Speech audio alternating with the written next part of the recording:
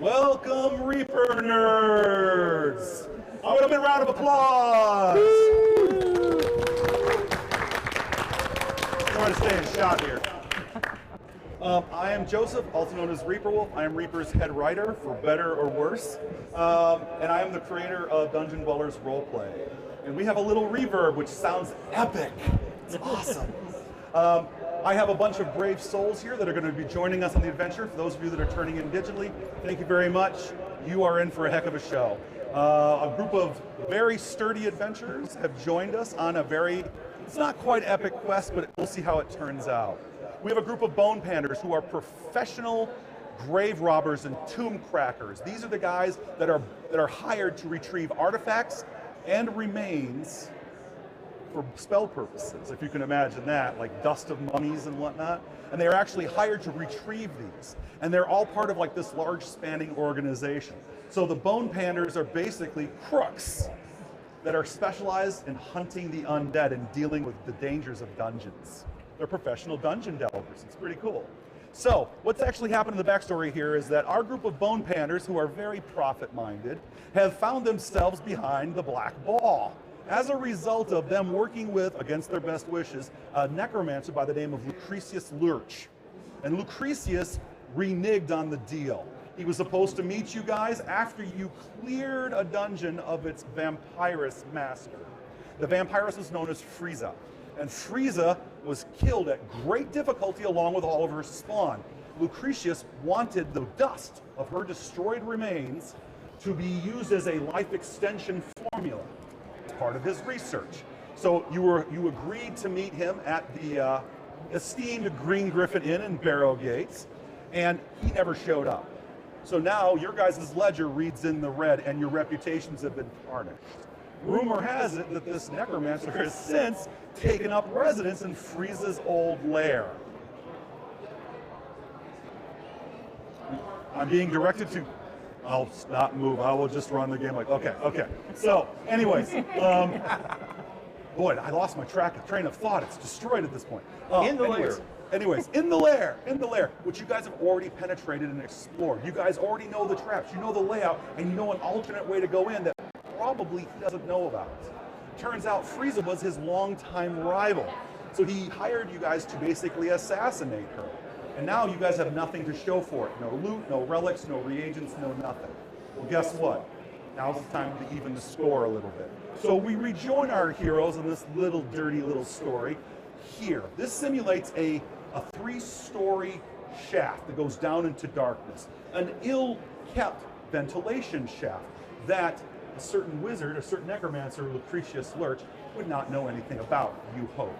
You guys are going to ascend it, you're going to then rappel down, and even though it's only like this tall, imagine it's this tall, and we will basically use the miniatures in short distances. So there's going to be some fudging on the terrain. You'll just have to bear with me. Otherwise we would have to have built like a barrel-sized piece of terrain, which is a bit much to ask. So, having said that, I like to have you guys paint yourselves into my scene. You know that there's going to be a nasty little surprise here. You know that it's going to be started in medio res, so there's going to be a bunch of stuff going on that'll be immediately apparent to you as you see the black, slimy, rotten, leathery wings suddenly surround you, and you are in very much harm's way as you guys take a knotted rope 3 stories down. So, to paint yourself into the story, you literally take your miniature and you say, and you place the miniature down, and then you kind of describe what the character's doing. And then I will respond with something that is kind of like an opposite of that as we populate the table. It's more fun than just placing the table and go, roll initiative, okay? We don't want to do that. So, it's also more entertaining for our beloved audience. So, having said that, my dear friends, paint yourself into my scene. This is basically up a cliff face inside of a large shaft that's about this tall, and you guys will be descending down this one. Okay, so who wants to go first as you guys paint yourselves into my scene? Oh, looks like the Elven Wizard's thinking about it. I'm going to be in the back because I only have 12 hit points. And luckily, I brought the right tool for the job. This is why you don't paint these guys sometimes. Here we go. So imagine that you're clinging tenaciously to the cliff face back here. Okay? And it's actually up here, kind of sort of thing. Okay, I'll go first. And paint yourself into my scene. Are you looking over the edge of the cliff down to the 3-story fall below? Yeah. Perfect. You just painted yourself into my scene. Next. I am close to the front using my sharp senses to try and detect anything. Fair enough. You are right on the heels of that elf peering down into darkness, and you both have that bad feeling when you see a shudder of shapes. When you guys first descended here, another little piece of information, this place actually was populated with bats before. But the bats were all slaughtered and destroyed. What you guys don't see is any bat carcasses now. Painting yourselves into my scenes, what happens next? I'm behind the halfling. Uh-huh. Got my greatsword out. Gonna guard the halfling. Got you, blade out. As you peer over the edge, you quickly know one thing for sure. Great swords, not great choices for climbing with. So you might want to think about that. True, but we're not climbing yet. Not yet, but just keep that in mind. Okay, next. Okay, I am going to be kind of in the middle Okay. and find like the sturdiest looking rock outcropping and plant my feet with my warhammer Got and you. be ready to bash anything if it comes near And my party. Last but not least, I am going to be behind them, ready with my holy symbol to be able to. We got this, guys. We're going to take care of this evil and get what we deserve. fair enough, no problem at all. And again, this is just simulated. We have to imagine that in actuality, I love the idea that as you crest the summit, grunting and climbing, it's holding onto the knotted rope. And immediately, you guys notice that the concern on the elf and also the halfling's faces, they look very grim. And the conversation would immediately go, where are the bats? Something may have eaten them. Yeah, I doubt it. And then the next thing you guys know is that there's a furling and a twirling and a shrieking and a hollering and an explosion of rancid, stitched together flesh erupts. And the entire area is alive with necromantic constructs known as Vorvalaka.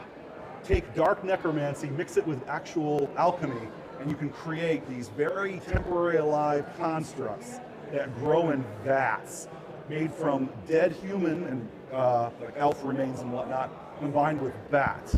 Lucretius has been busy for the last week or so. These things are everywhere, swarming, swirling, shrieking, their voices causing the very nearby rock to crumble a little bit when they emit a blast. There are many of them scattered, flying all over the place, shrieking with their claws as they quickly envelop you guys. And they're going to be just everywhere, swirling around. So, having said that, what we do in the game is we use initiative and we roll every single round. It's based upon what you're doing. If you're just doing movement, you roll a d8. But if you're wielding a large heavy weapon in one hand, such as if you were climbing, you would be rolling a d4 because you're basically struggling to control that giant weapon. But if you're wielding a medium weapon or a small weapon with both hands, it's very easy and you get to roll a d12. So it's actually on your character sheets at the bottom of the page where it lists all the weapons. It actually lists how you wield that weapon determines its actual various ratings.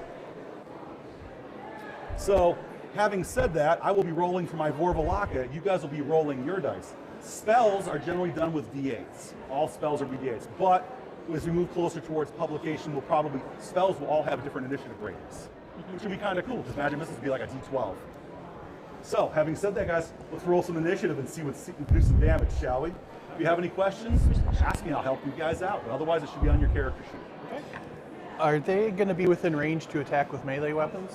You look at the table, you tell me, my friend. Oh, okay, so they're actually they're landed. Okay. No, they're not. I just can't make them magically fly around. This represents their basic proximity to you guys. But they're trying to get us, so I'm planning on turning you guys into mincemeat. Thanks. Well, it's what you do. Not if I can help it. Rolling for my constructs. Okay. And my other construct. There we go. Okay. I start off with 12. Anyone got a 12? 11, 10, 9, 8. Really? 7. 7. Oh, 7 goes first. Okay. Remember, if you ever want to seize initiative, you just spend a Joss point and say, Game Master, seize initiative.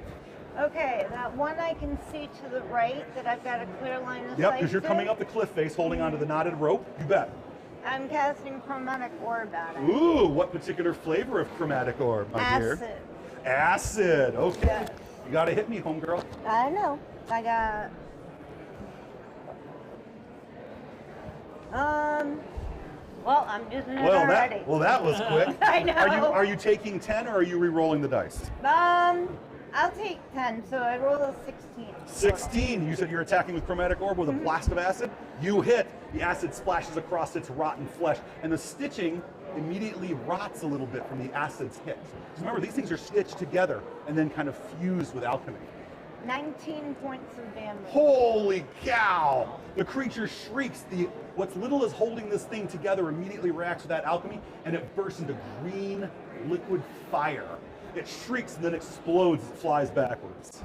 All right. Nicely done. And that is what we refer to as the first kill of the day. I got the first You kill guys are all going to be inspired. I will put this in the middle of the table. This is a fortune point that anybody can claim at any time and use for your own purposes. You don't even have to ask permission.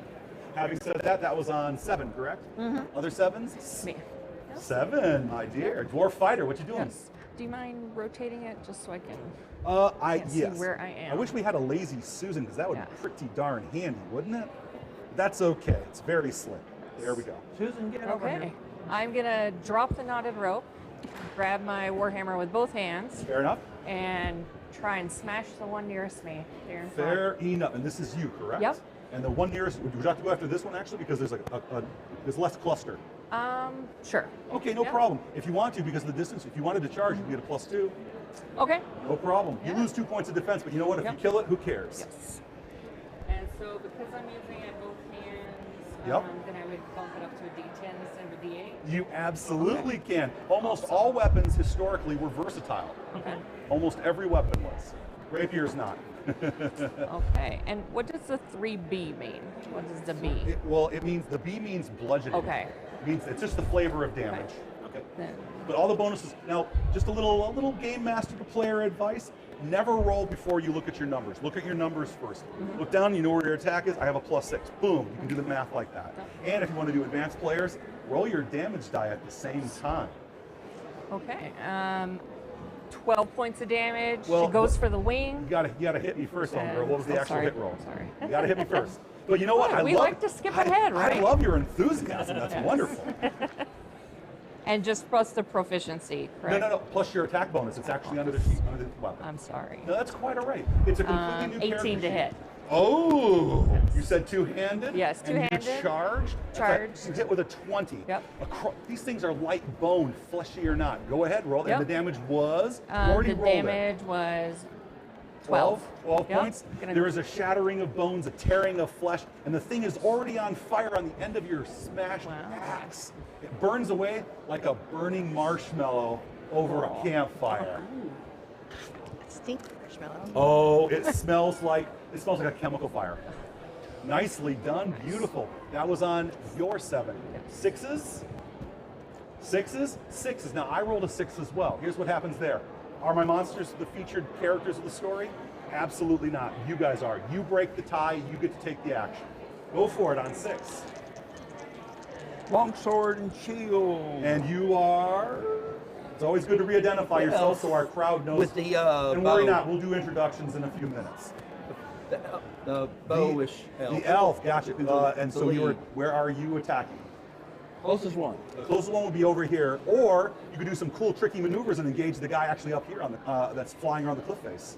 We'll do that. Cool. Actually, I would like an agility, a tumbling kind of a check, just to kind of sort of get you up there, because that's a complex maneuver.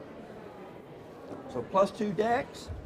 And your proficiency check. You're an elven fighter. You do elven fightery acrobatics. You bounce off of walls. You throw a shield down a flight of stairs and fire your arrow as you go down. You're Legolas. You are an elf. You are a cool elf. And those of you who are humans, don't forget your +3. versatility. Though that versatility is a heck of an advantage. We got a total of 9. Well, the thing is that a 9's not terrible. So I'll have you do this. You tumble, you jump, you land. You are awkward. You may make your attack. Go for it. I will just give this guy a slight bump to its defense to account for your awkward landing. The French judge actually holds up a 6. I'm sorry, that's as good as you get. They're tough judges. 19. But your attack rolls are nice and solid. Look at you. Okay, that will definitely hit, even with my 10 adjustment. points. And you hack through the limb. The creature shrieks, it folds around your weapon, and as it falls away, it tumbles, leaving motes of oily fire as it descends and disintegrates. You look back at your companions, they all have that look like. That was on your 6. My 6 comes around with my remaining couple of bad guys. Good job, but that was gross. First things first, 2 of them shriek upwards and are flying about like so, and we're going to burn the round doing circles overhead like so. I will engage them next turn, okay? These guys, in the meantime, you know what? I can see a weak character when I see one. I'm going to sweep towards you with a maneuver specifically intended to knock you off the cliff face and turn you into spam in a can. And can. So, and there you go, and there you go. Has the dwarf been drinking again? When do I not? Almost Give me courage certainly. to be with these people. Yeah. Wait, She the dwarf simonizes stopped? with her breath. She was. Okay, so my maneuver. Now this is a maneuver. This is not intended to harm you per se. We do have a rule where we're currently play testing it. We haven't decided yet, but we might, if you don't do any movement, we might let you actually do a free maneuver like aiming or disarming or tripping people for free. But that's not how we're structuring it right now. It takes an action maneuver, and the maneuver isn't intended to hurt you. It's a maneuver to change your situation. So in this case, So push me off the ledge isn't to hurt me. Nope, not Nope. at all. It's the sudden landing that causes the damage. You're right. It's a sudden stop. Yep, it's the deceleration trauma. Now here's what's important. When you roll a 1 or a 20 my game, it's very important that you tell me, because you provoke a fumble or you provoke a critical.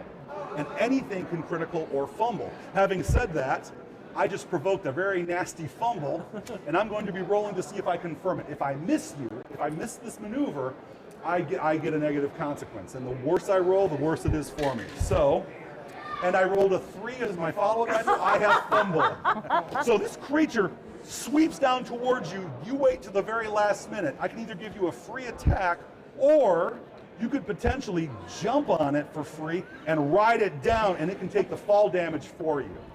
You know what? Or if you have a better idea, I'll take your idea. Let me think. Let me think.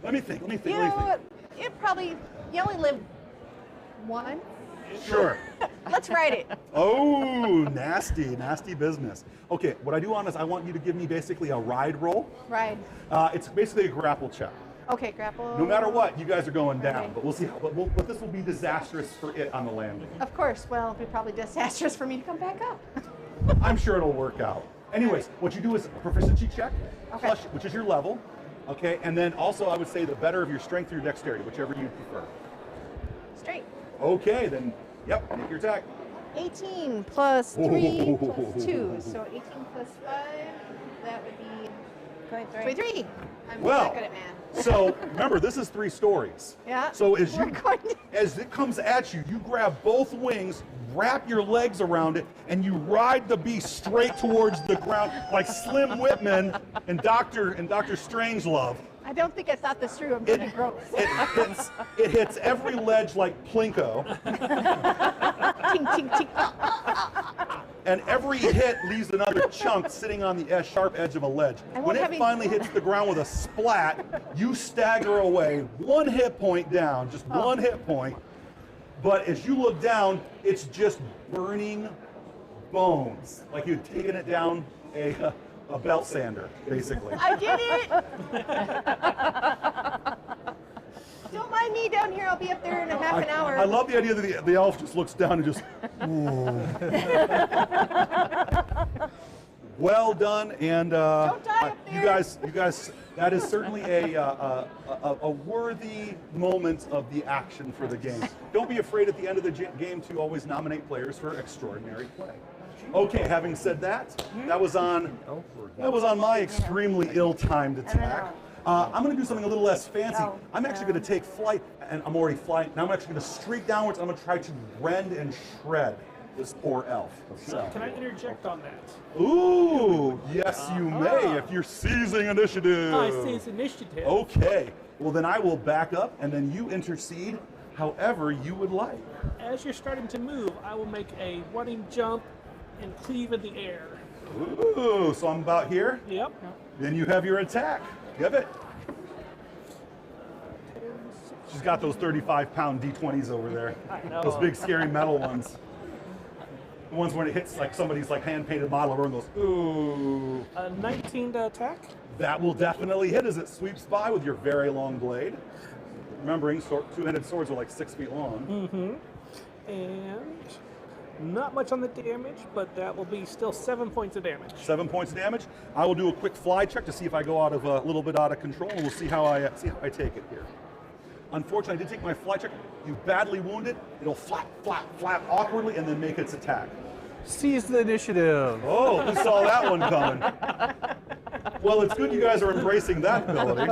And as I sweep towards, interrupted. As the fighter takes a mighty swing, I grab onto her sleeve and get thrown into the air and stab the thing with my short sword. Oh, shit. So are you in midair like Matthew McConaughey in Rain of Fire? Double strike. Oh, man. Oh, I like it. Says the halfling. I thought you didn't want to be launched. I'm gonna need a die roll for an attack here. I need to see how this plays out. All right, Crazy all right. halflings like last game.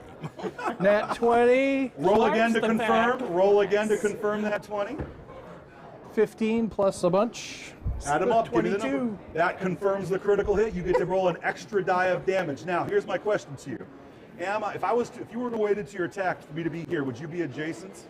No. Yes, you would if you were in midair. Oh, in midair, yeah. And you're on the other side of the elf, right? That's you're flanking. you're 2-on-1. That's flanking. You get to use your sneak attack. So you should nice, be doing nice. D6 weapon plus D6 weapon plus 2d6 sneak attack. That's 4d6 plus your dex bonus. It's fun, riding it. We got this, they say. We got this. 18. Wow, that's that's not a terrible roll, but you It did is. forget your dexterity bonus, right? Yeah, I did. Good. Now, injured already, the halfling streaks into the air, bounces off. I would imagine you almost ran up the side of the half of the elf, and then just sprang into the air. You hack into the side of it, and as you cleave downwards, it tries to hold itself together, and a gross seam in between the two parts separates like nougat. And then the two parts fly away from each other, and then catch fire, and then burn as they fall to the ground. You then gently light upon the nearby rock, with burning goo on the end And of I your make a sword. flourish. Well, I would say that went pretty well, actually. Combo move. Any nominations before we proceed? Nominate the halfling. That was good. Seconded? Yes. Okay, well then, Mr. Halfling, there for you, my friend. Thank you. Anything else? Writing that thing down. Even Oh, Game Master seconds. There we go. the elf didn't think much of it, but it's just, So, we started this en medio res. We gave the audience a little something, a little, including burning nougat descriptions. Caramel, love the caramel. Why don't you guys do a quick around the table, just kind of briefly describe your character. Take only a few seconds or a moment or so to do so, starting over here so the audience knows who we are playing with. I'm playing a halfling rogue who's very daring and brave. Oh, he lost his earbud. Okay, and you were playing? I'm playing an elven fighter who does not like tight spaces, which I think going down is not going to be fun. Well, most of the dungeons down here are pretty big, it turns out, so it's okay. And you are playing, my dear? I am playing an elven wizard named Valandani. They're reviewing basically some of the traits I put on the character sheets. Yeah. There's a lot of stuff on these character sheets, rest Time for a assured. little Sophie Says. So I'm Sophie Says, everybody stand up and stretch. brown hair, This brown is down eyes, too long. average height and weight. Gotcha, no problem at all. And? My name is Ash So he from the says, while you're up, Stormhaven. come over to My Bobby Lightning homeland for the is first Dindrum, and I am the begin. cleric of Angrim Silverhand, and I'm a dwarf. Very cool. Yes. My name is Moira. She is a dwarf fighter. She likes ale, therefore she doesn't like not having ale. So An empty cup makes her angry. You want some? I'm down at the bottom. You've heard of hangry? She gets sprangry. And? I have a human fighter who's lusty and likes great swords. Oh, who doesn't? There you go. I'm not getting My any- young heroes, one of the things in Dungeon Dwellers that we believe in, and a lot of game masters will be like, now you have to make the 3-story descent, right?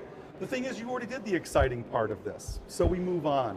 You don't make rolls for things that you don't have to make rolls for. The idea of players struggling to, they can fight a giant, but they can't climb a hill, you know? So we don't mess around with that. So only rolls that are important, that have narrative interests and have cool consequences would be something that we could play around with. But you know what? We only have 3 hours. Let's not dilly-dally. Go ahead and collect your guys' miniatures so that you guys take repossession of these How bad tight boys. is the space for the I think you have plenty of space to Okay. maneuver. It's totally cool. my do it. friend. Here you go. I don't have to Little get tied to the happening. rope and lowered down by Yes, you I'm guys. Here we go. And we're gonna do a quick shift. Thank Since they basically made mincemeat of the Paris, I decided not to even activate these two guys, so we don't worry about these two guys. Okay. We well, don't get to go- ride him again? Well, you know, the thing is, though, the most exciting, interesting part of that encounter happened. Yep. So there's no reason to ever kind of drag things out. Those things got the hell out of here. They were like, bye-bye. They're out of here. They saw the Thank you, half Joe. and was like, nope. That's no, it. That's good enough. Nope, So if we again. can go ahead and clear this really quickly. And with, Beyond my pay my grade. lovely assistant here. Thank you very much, my dear. Miss Carol Merrill. Careful with that. Careful with that reference. It's an antique. Not everyone remembers the old Monty Hall. Was it deal? I guess you and I- Deal. It was deal of the century. I can't remember. Let's make a deal. Let's make a deal. There we go. That was quite the show. Let me tell you. It's on now with Brady. A lot of those game shows now are like coming back. It's weird. They're on their own little stations and shows now. Really cool. Oh, I don't even want to move it. It's too nice.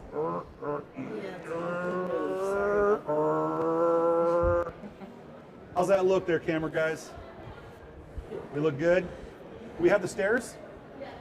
Cool, thank you. Sorry, Game Master demanding. I gotta be nicer about stuff like that. Please, may I have my stairs? Well, that's what you didn't say now. Be like, now.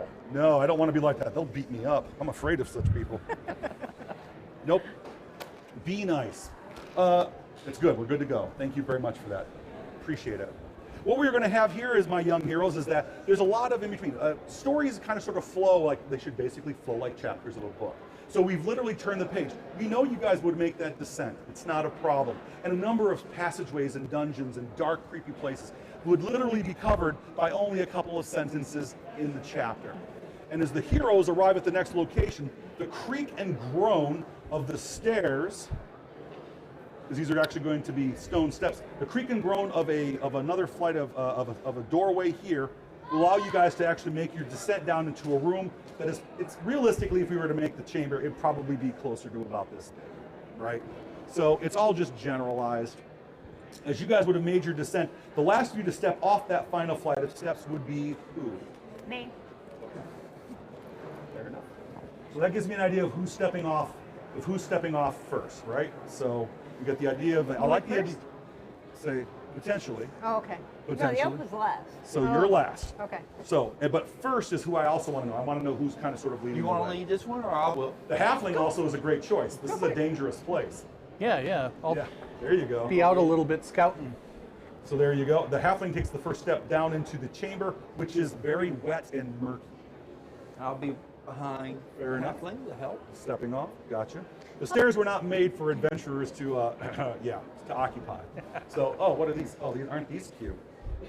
Aren't these adorable? Got little baby stairs. The baby steps, which also will not accommodate a player character. Okay, well that's Imagination. well, yeah. You got to kind of sort of terrain is terrain. You just have to kind of live with it. Huh? We'll leave them alone for the time being. It's complicated. You're asking me to do geometry now. So, and then everybody else, let's kind of sort of pile you guys up as carefully as we can. Because in actuality, this is actually going to be a fairly, potentially dangerous situation. The halfling steps off and moves away and looks down, and there's a murky waterway which is flowing from right to left. The water has a very unpleasant underworld kind of color to it. Almost as if there are things, eel-like things, swimming inside of it. It goes through a grate over here, and it leaves through a grate over here. As you guys descend, the last character through, like so, would have stepped off, and as soon as he steps in that last bit of step, here, the place groans and creaks, and you hear a shackling sound as there's all kinds of metallics grinding to life inside of this place. As they do so, the entire place shudders, and it gets very quiet. And then all of a sudden, the water rises almost a foot as there is a surge of water here in direct competition with a grating sound as the grate slams shut here. The water level begins to quickly rise, and there is now a very significant gap over here, and a flight of steps here, and an extremely durable door right here. but no obvious way to turn off the water. Don't no fall in. obvious way. As the water level has risen, you quickly find that you are not alone. Corpses flow face down, rotten, crawling with rats and other vermin. Surfing almost. As they slam into the far wall, the hand reaches up, grabs the edge here, and the first of the zombies begin pulling themselves out. They drip, they ooze, and they absolutely reek. These things look as though they've drowned. So having said that, I'm going to populate the edges like so. We'll have to kind of sort of just imagine squares. Don't worry about it. It's not going to be a big deal. And these are going to surge and pull themselves up along here like this. And they do so very awkwardly. But these dead have a certain peculiar look to them. And the awful thing about them is they're gnashing their teeth. Bellies swollen. And as they hiccup or gurgle, they'll actually drop vermin out of them. They are infested, crawling. Okay. Having said that, everyone give me a quick initiative check. Or no, give me a quick initiative rolls.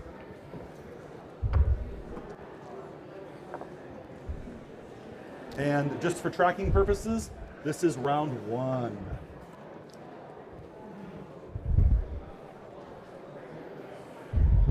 Zombies are not known for their speed.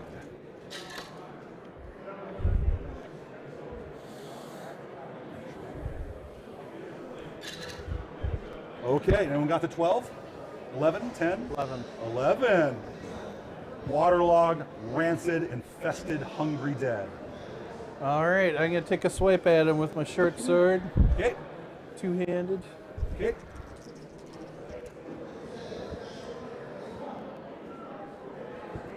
He's like, I don't roll a d12 for this. Yeah, I'd like one, but... Wouldn't that be nice? Yeah. There was some discussion about basic damage starting off at like a d20. 14 to hit. 14 against the zombie. They don't move particularly quick, so you easily find a spot for that blade. Only 5 damage, but... But you do have an ally nearby? I do, Then would you want to use your sneak attack damage? if I can. This thing is crawling out of the muck. You are literally striking it at the worst possible time.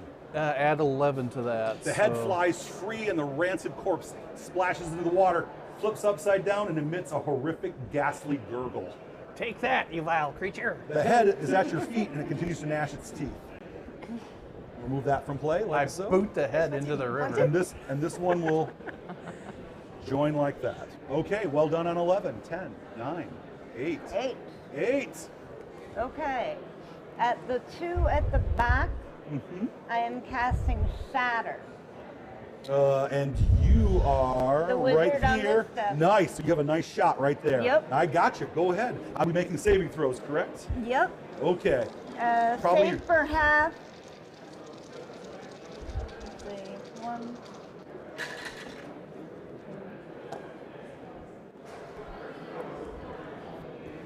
Uh, 15 points of damage. For one of them, roll the damage for the other one. I have you roll separate damages for each Okay. creature.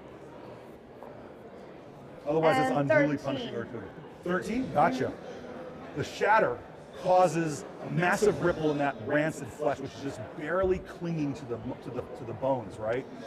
All of a sudden, they just, and there's almost no flesh left on them. They both made their saving throws. So they're in extremely bad shape, but they're now holed through by that surge. They look like they were sandblasted. Gruesomely. Nice. That was on your action on? On 8. 8, 7, 6, 6. All right, we're going to take our two-handed greatsword and go down the line and mow as far as we can. Ooh, so you spring attack. Gotcha. First roll. Fighters have a cleave ability. If they drop 24 their to enemy, hit. they get to move on to the next enemy. 24 to hit. Ooh, that will most definitely strike, and Damage of 12. that will bifurcate the creature, and the two halves will fall into the murky water. Sweet. Moving And on. you take another step. 25 to hit. Oh, that will hit. And damage is 14. I like the idea of you basically do an upward slash and then a downward slash, and 3 pieces splash into the murk.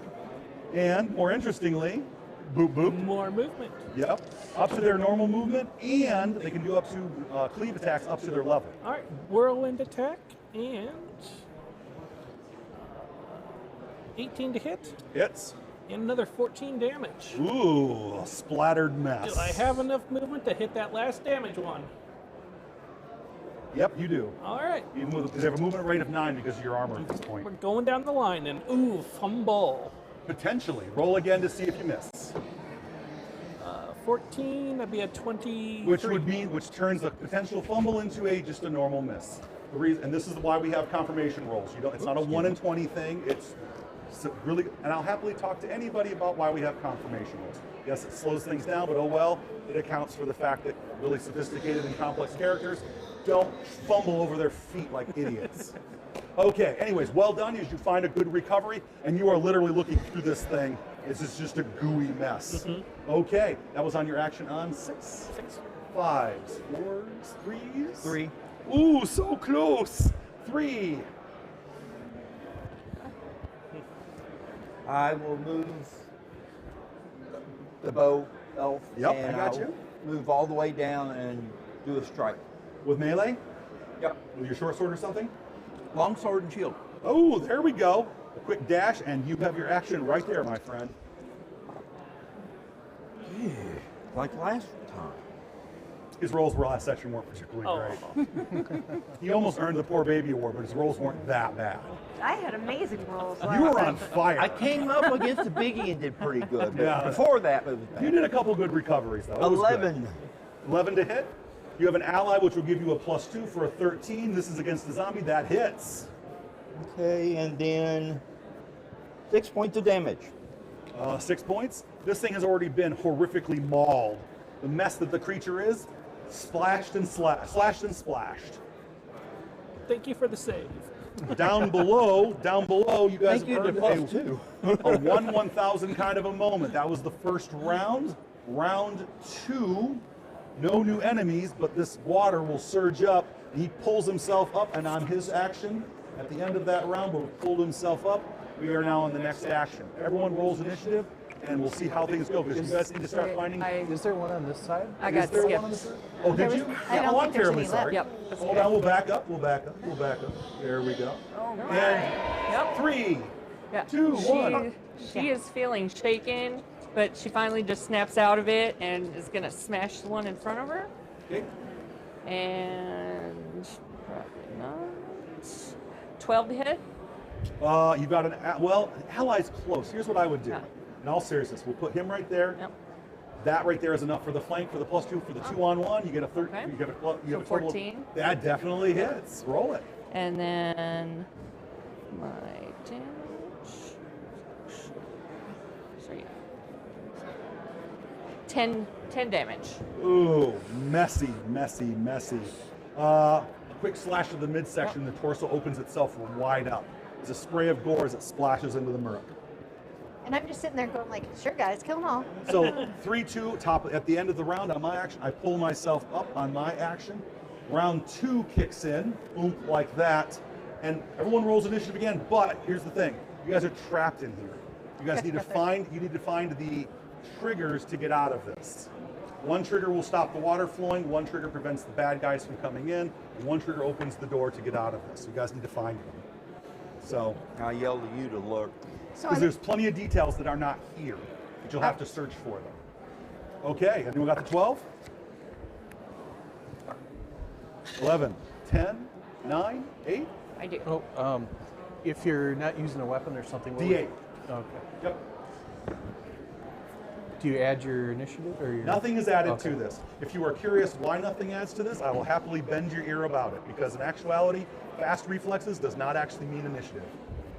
That's D&D relies too heavily upon dexterity for everything, and it's one of the problems with it. Anyone who knows the game knows this to be true.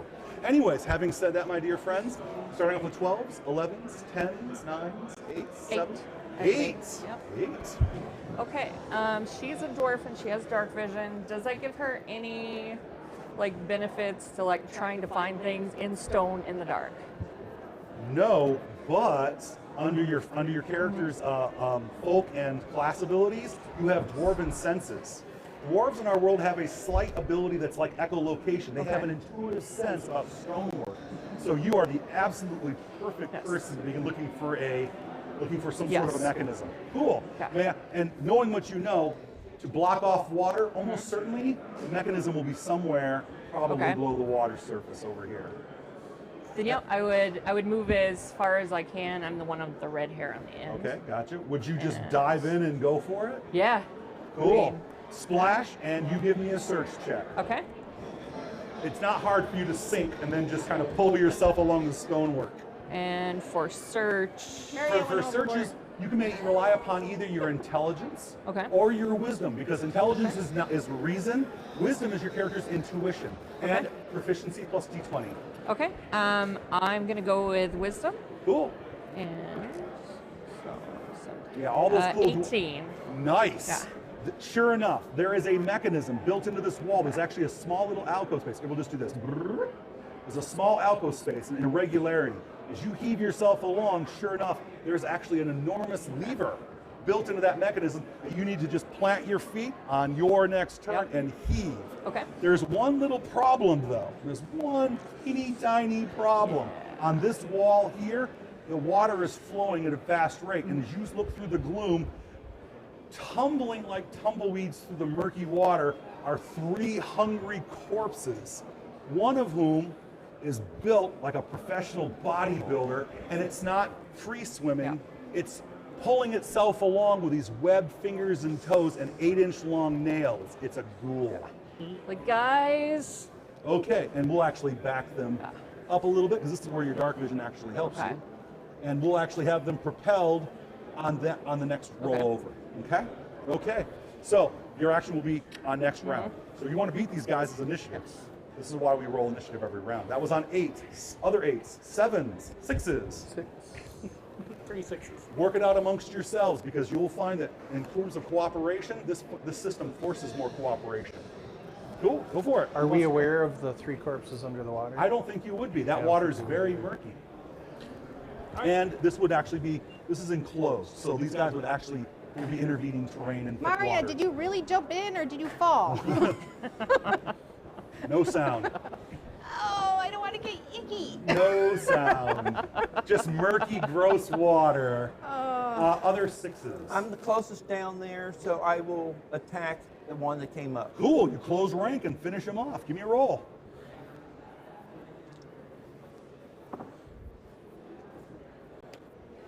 I'm being consistent today. Consistently good or consistently bad? Bad. Yeah, I know. Is she within +2? You don't have an ally nearby, unfortunately, for any 10. benefits. A 10? The hungry dead quickly dodges your attack.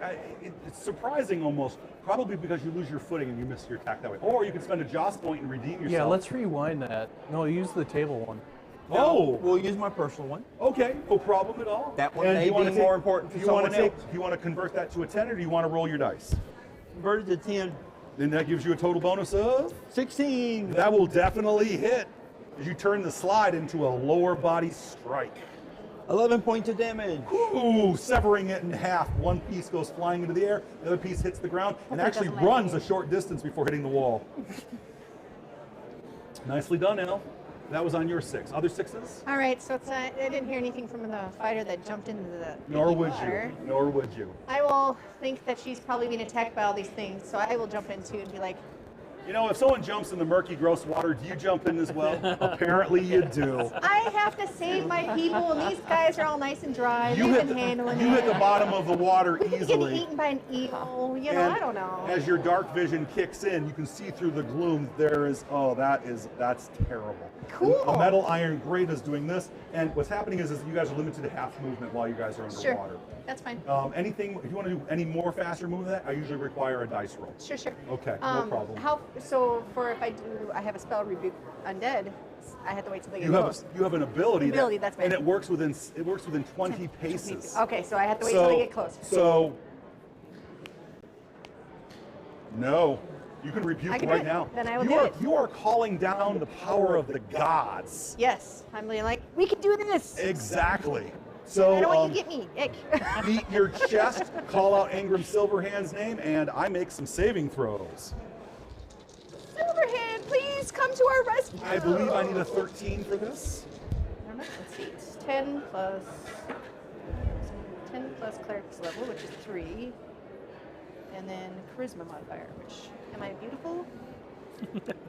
Well, in I'm actuality, average. It's okay. charisma is not a reflection of beauty. Charisma is actually your presence. Well, that's true. You're right. It's presence. So I'm still only average. But trust the me, player I'm nothing to is look more at, than but I average. got some amazing charisma. You know, that's what everybody with average charisma says. Just saying. Remember, you live with me. I hope you don't sleep soundly. Holy symbol comes out, the voice. You basically belch it out, bubbles form in midair, but it's not the voice, it's the presence. And there's a flare of silver light and the smell of metal blinded. and the pounding of hammers and whatnot. And Angrim Sohelm reached down and goes, "Mm." The undead That's my deity. see it and immediately recoil, clambering at the walls, clinging to the flow of the water so that they don't get swept away. But they literally back away and they're just moaning. And even the ghoul clings to the wall, snarling, trying to look at through the glow at you. And that is where they remain. They do not get any closer. They are held there until the power breaks, which I believe it's a 2d6. It's 2d6 rounds. It was going to be 1d12 at one point. That's why I reached for my d12 at one point. But 2d6, yeah, I gave you a curve. That's why I went over to that. And you do not know how long this will last. So there it is. We'll leave it at that. I'll put it over here so I don't forget. And we'll see how long the power holds. Well done on 6. 5. 6 it is. Okay. I'm going to run straight at the fighter. And as I'm running towards you, I'm going to say, launch me over! Oh! 1, 2, 3, 4, 5, 6, 7, 8, 9. And, you know, I'm also a 6. I don't think you would even have to roll for this. You have to roll for the landing. I hope your feet don't fail you. Go ahead, give me a check. Oh, a 6. Plus, don't forget your proficiency bonus. Don't forget your character's dexterity That bonus. 9. stable fortune point So 6, 9. still there. Remember You don't have that. dex? In the decks. Your dex too. I did my dex. Oh. Yeah. Oh, okay, we'll make it a 10, so it's a 16. Okie dokie, no problem at all. As he lands, you just for a fraction of a second imagine him landing, sliding sideways, and then smacking the hard ground and taking like 2d8 damage. However, he manages to land it at the last minute and slide a short distance and look back, and everyone's like holding up scorecards. And there's the French smoking a cigarette, giving you a 3. I give you a 3. You know, it's rough, man. It's just the way it is. It's just the way it It's is. life. He started it. What's really funny is we actually do have a French setting in this, and they're called the Brownies. So it's a Brownie smoking a cigarette, looking unimpressed while he eats cheese. Anyways, so things get very interesting from this point out. I'm going to tick this over at this point, over to the 3. You're going to give me a strength and your proficiency check to maneuver this, because we're not in combat at this point. We are You got outside this. of combat. 21. This mechanism grinds to a halt, and the mechanism click, click, click, click, click, click, click, bam! But it's a portcullis. So it lets the water flow through. They slam forward into the portcullis, and they're making faces through the grate. And the ghoul is just snarling and reaching through, but not too close. So they're going to kind of loiter and linger as they're caught up in the surge. As you have found the first mechanism, and that's 1 down. Anyone else looking for mechanisms this turn? Because it's still I am looking 6, for and I'll search on this side. okay. And you are here, and you are I'm searching over in my corner. okay. here. Searching over here. Yeah. Go ahead and give me a search roll. This would be either wisdom or intelligence. Your call. Okay. Representing, are you using reason or are you using intuition? We'll use reason for 16. Nice. Unfortunately, you completely scan this space and there's nothing untoward to be found. No loose flagons, nothing on the walls, nothing untoward. Like I said, you have to imagine there's a lot of potential dungeon debris. There's all kinds of little pillars and stuff that we just don't represent on the table. But nothing, unfortunately, on this particular space. I am also looking for. And you are? I am the one on the stairs. Exactly, but where are you? Are you I'm looking gonna at this look space? around the stairs. Cool. Go ahead and give me a check. Okay. And I Can assume get- you're using intelligence. Yes, I am. I would assume. And I get a +2 to sight check. Does that count? Ooh, good question. I accept that, absolutely. Okay. Now So- now you're not using your proficiency bonus because this is like a detection ability, not really an elf wizard thing, it's more of a rogue thing. But here's what we can do, is I can give you your familiar bonus, which is a +1. Okay. So Extra set of eyes. Yeah, exactly. 21. As you search this surrounding space, unfortunately, nothing is found, nothing untoward. So no, but that leaves several others to be discovered. I will go check out the other portcullis corners. See And what I got. you- I'm in the and- bottom. Exactly. So how would you? Well, I'm not by the lever. I'm the she's on the other side. I'm the nope. middle. I'm George. Yeah. There we right go. then, there. Gotcha. Right. So Okay. then I would probably check the other one, see if there's a Fair enough. So lever on the ground. exactly. I don't have any. To be honest, I'm not putting anything else in here. Okay. Okay. Just FYI, I just wanted to put one. Wherever you searched the first time, Oh. that's where I put the first mechanism. Oh, gotcha. The others have been put down. So Okay. what I would suggest you do is you heave yourself up. Sure. Use a little bit of movement. Just dramatics. We're not actually playing in combat rounds really, anyways. Okay. Go ahead and give me a search of this space. All right. Now, would the halfling assist you in this? Just ask him. Sure. I Just don't ask know. him. You're pretty sketchy. He Oh. smiles a lot. Actually, At least I'm not Actually, stinky. you're a bone pander. You're all very sketch. Well, that's true, but he's a halfling, so that means, you know. He's like extra sketch. Extra sketch. Oh, that's just wrong. At least I'm And he not told me he didn't want to be That's just wrong. Your He's parents tossed, didn't but raise kids you get right. tossed everywhere. At least I'm not a three-quarterling. Oh, fucking Don't quarter make me get out my quarter. weapon. Don't make me do math for what you are. Exactly. 16. You search the space over, and absolutely, there's actually going to be a loose flagstone. As you plant your warhammer, presumably, and crack open and flip up one of the flagstones, absolutely, there's actually a heavy brass ring that's set into the ground, attached to an extremely heavy boat anchor chain. Cool. At least I got a +2 to strength. I got to check for traction next turn. Oh! Now she needs it. Yeah. I'll use her. Now she's she's your not best sketchy, friend, yeah. right? Yeah, now who's your best pal? Well, I keep you alive. Oh, see, now it comes down to, I cast Cure Light Wounds. It's always the Cure Light Wounds, man. It's So you're what it's good. all about. Thank you. So, and then as you guys have determined, since we're not in combat rounds, your initiatives don't really matter at this point. We're acting in like 1 minute periods of time as you search for stuff. So the second one has been found, it just hasn't been activated yet. Who wants to search next? Or does somebody grab a hold of that ring and give it a yank? I'm going to look for traps on that. You need a thing. roll. 14 plus proficiency 3. Very 17. roguish, yep. And then don't forget your character's intelligence bonus.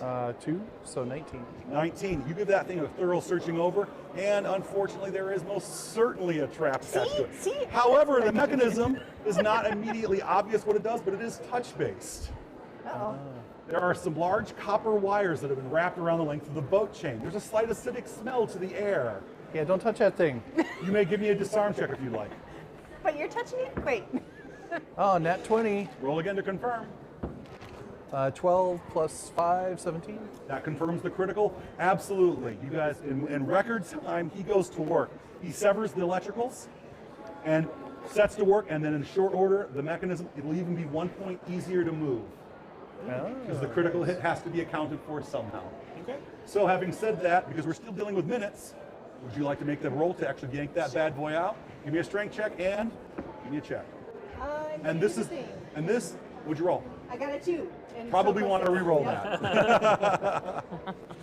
People make fun of fortune points until they actually play with them. Then they're like, I get it now. It's 15. 15 total, and did you add your proficiency bonus to it? Excellent. The mechanism is yanked, hold, heave. I would probably have said probably a 16 or 17 would be about right. Since I knocked it down by a whole notch, a 15 sounds just about right. I use the halfling that's standing there. But here's what we're going to assess in the trouble. As you pull every muscle in that side of your body, I'm going to assess I'm a dwarf. I'm 1 point of damage from straining yourself. And as a person who actually throws back out reaching for a bar of soap in the shower once, growing old sucks. But it does happen. I sleep and hurt myself. Anyways, well done, by the way. And then you hear a grinding noise, and then a click, and the creatures reaching through here suddenly withdraw their arms because a heavier, and I mean a 6-inch plate of rusty iron grinds upwards and locks into place. And the water level is only up to about your knees as humans, which means halflings and dwarves are slogging it. But the room's not flooding anymore, and the monsters can't get to you. The last one opens up this door. However, inevitably, the universe has a little something to say about your success. Having said that, He gets his treasure? There will be some loot to take, I guarantee you. However, something is going to happen. You hear a low groan and a sound of mechanisms being turned, and against the wall here, you can actually see a metal grate rising up and a large shape on the other side. It's like Play-Doh Fun Factory. It's too much to fit through the passageway, but it comes out as a nasty, slimy, gooey mess. Imagine a caterpillar that Jabba the Hutt loved a little too vigorously. The thing has a mass of tendrils that exude out of its sloppy, slobbery mouth, and the whole thing undulates on these little, squishy, little parapodiums. I'm gonna go that way. You got this? So, having Toss said me. that, I'm going to disappear. No, hopefully you don't miss me. So, real quick, let me grab the monster in charge here. There we go. And internet, take note. It's painted. Anyways, it's about that long in actuality. So as it's coming out of the wall, about like so, the tendrils precede it, and they literally splat on the ground, and they begin touching every surface, tasting the ground, and the huge mandibles gape wide, ready to slash, slam, and absorb. Hey, your backpack, you got any raid? Anyways, and that's my action. So at this point, everything freezes, and we actually go to initiative rounds. Everyone rolls.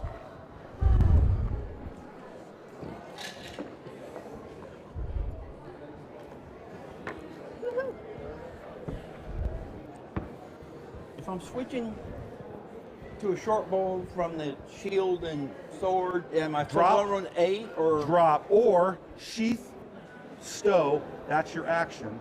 And then ready your other weapon. As long as you're not engaged, that's part of your movement next turn. Okay. But if you just want to drop, I'm dropping. free, and then ready, you're good to go. So, well, do I roll an 8 or a 12? The bow's 12 I would have you normal. roll an 8. Under the circumstances, because you played around a little bit, you juggled, I would say an 8. Okay, anyone got the 12? 11? 10? 11. Oh, you fast little sneaker. Okay, what Does you got? this thing appear to have eyes? Okay, so here's the deal with critical hits. If you roll a critical hit, maybe something awesome happens. However, called shots do not work in any D20 powered RPG. It just doesn't work. 'cause No, of the I just want to abstracted know hit if it can points. see me. Can it see you? Can it sense me? Honestly, you don't get a really particularly good look at this creature, but every creature senses somehow. Right. Every creature does. So that you would know for sure. But if you want to know more details, give me an intelligence check. You're a dungeon crawler and you're a rogue. Why wouldn't you know something about this? 15. And that's including your proficiency bonus and your intelligence? Oh, 18 with the proficiency. Well, there we go. Got to include that because your character just demonstrated interest in monsters. So there you go. It's a carnal grub. These things they scour dungeons for anything organic, consuming anything in their path. You guys are familiar with caterpillars? It's the absolute worst aspect of caterpillars. They are absolutely grotesque. Yeah, absolutely grotesque. It's like watching somebody eat fried chicken in a bathtub nude. It's horrific, man. It's absolutely horrific. I'm going to hold my turn until somebody else engages so I can get my sneak attack. Okay, no problem at all, dude. Fantastic. That was on your 11, correct? Yep. 10, 9, 8. 8? You sneaky. Let's do this. All right. Holy cow, what the heck is that? That's gross. It's super gross. Looks like something someone ate. And then barfed it up. Yeah, exactly. No. It's horrible. All right. It's like a super slug. I hate slugs. I keep reptiles, and I actually have salt? buy Watch 'em bubble. hornworms, which are these giant caterpillars. And they get as big around as your thumb. All right. I only live once. I wrote a bat down. Let's go ahead and attack this. Okay. Okay. Follow. As you close, you have a second to rethink as it unfurls those tendrils outwards, and they're all of a sudden amongst you. I get Of course they are. I get an attack as you close with me. Miss. You can miss. I could. We'll see how it goes. It looks like I'm hitting defense 17. Defense 19.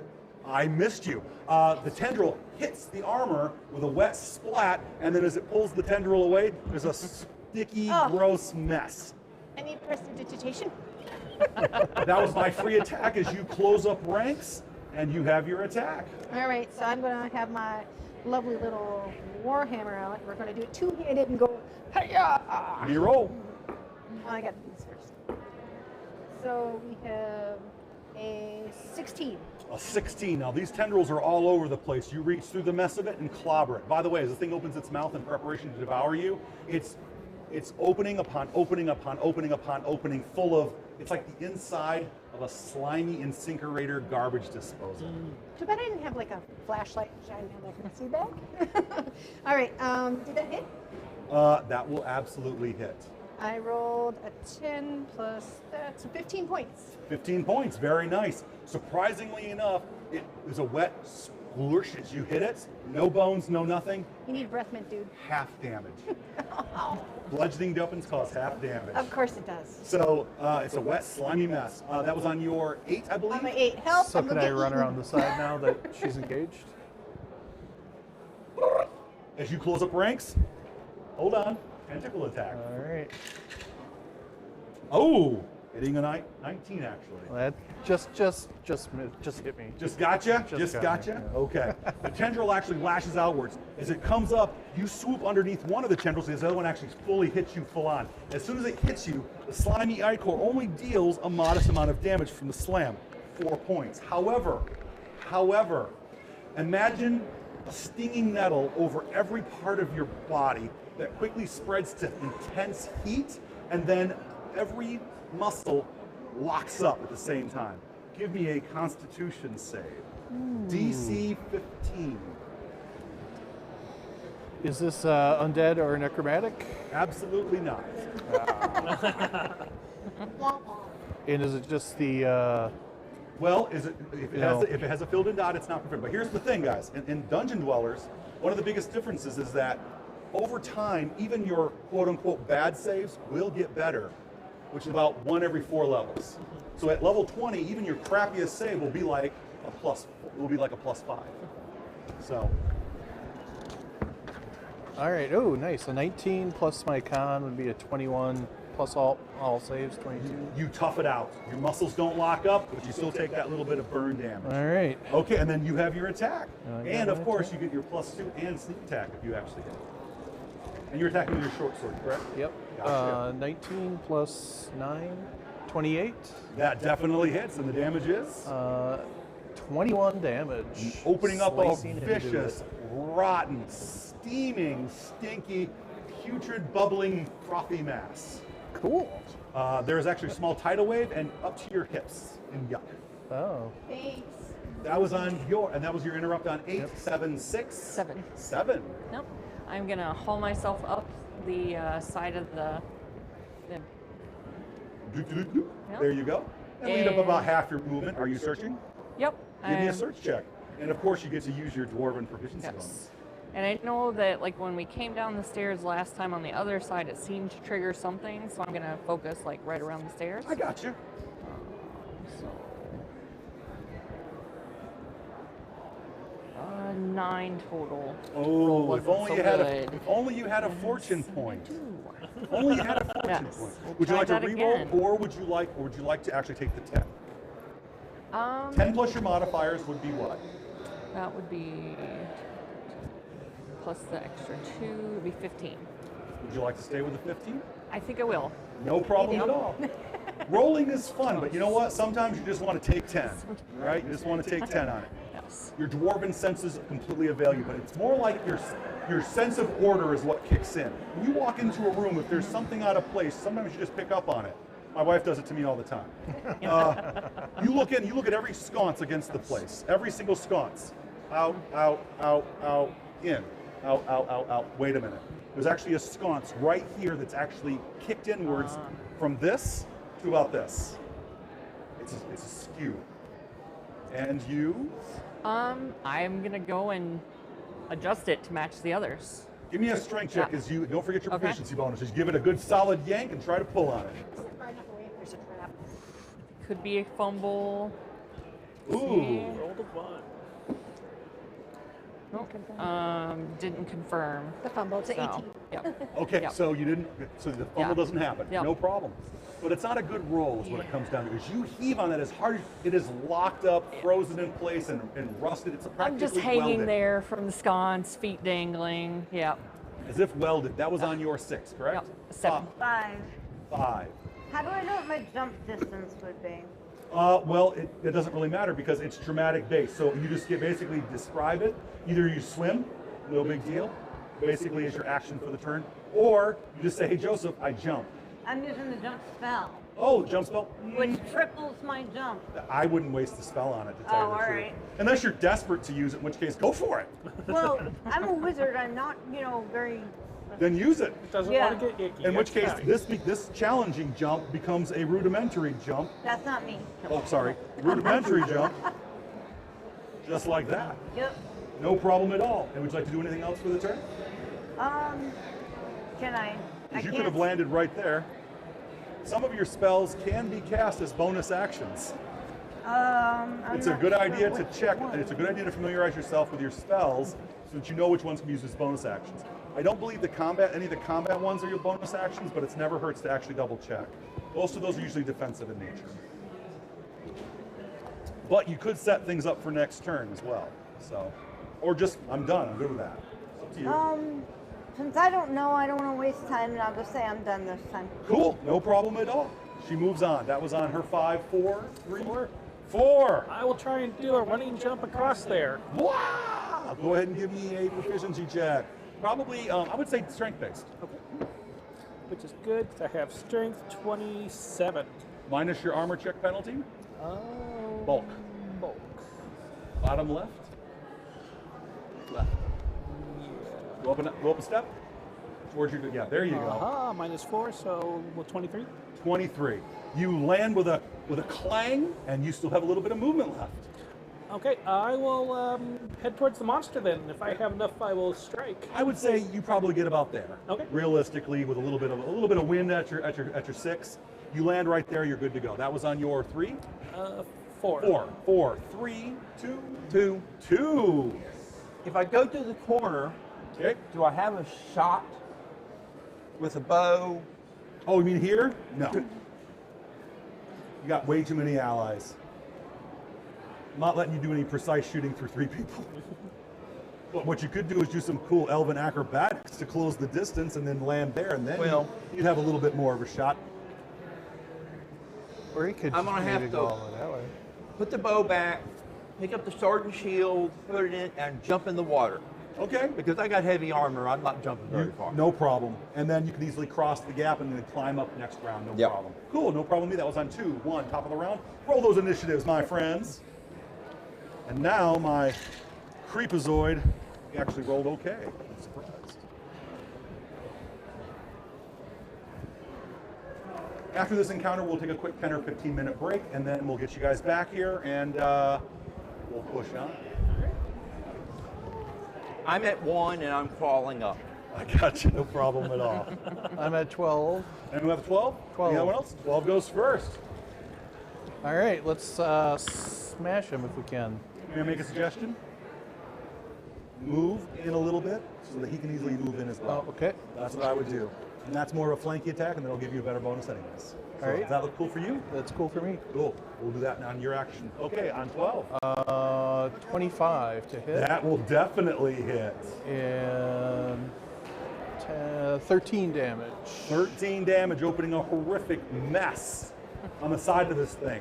Well done. Badly wounded. The thing actually, you actually hear like a weird hissing from the sides of its body as if all of its spiracles are bubbling and churning in pain. That was on your 12, 11, 10, 9, 8. 9. 8. Oh, 9 first. 9 first.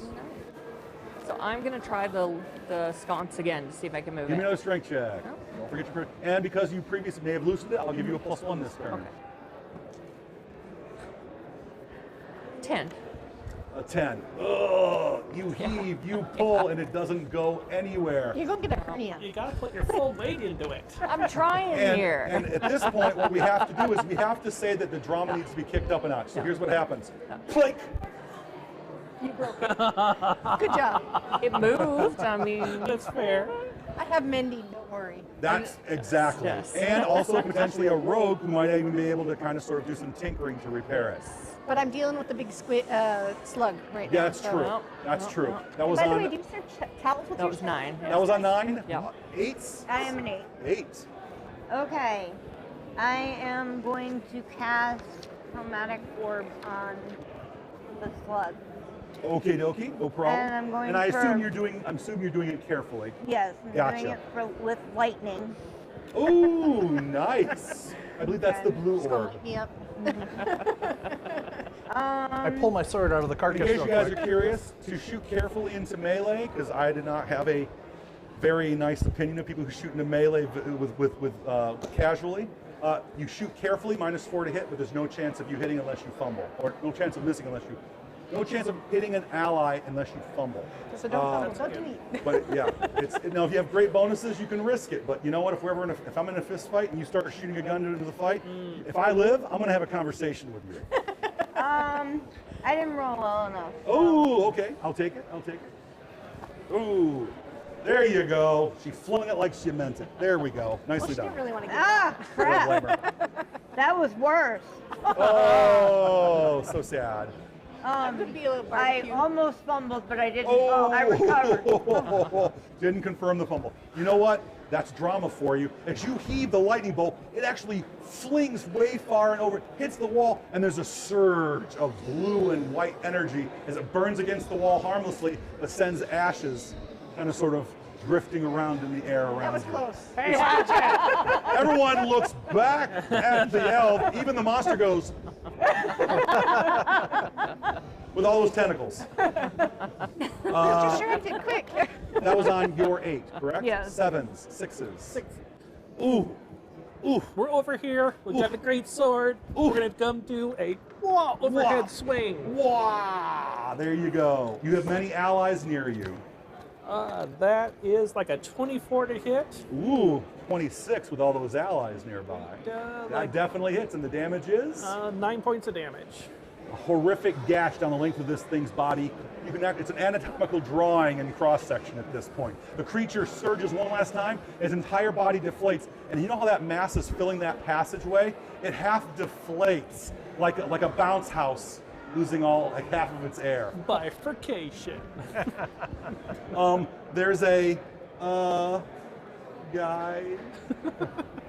Like, hey, We will cliffhanger right there for the next 10 or so Gotcha. minutes. We will let you guys pick up on My probably the mission. mending spell, etc. And we will rejoin this in about 10 minutes or so. So if we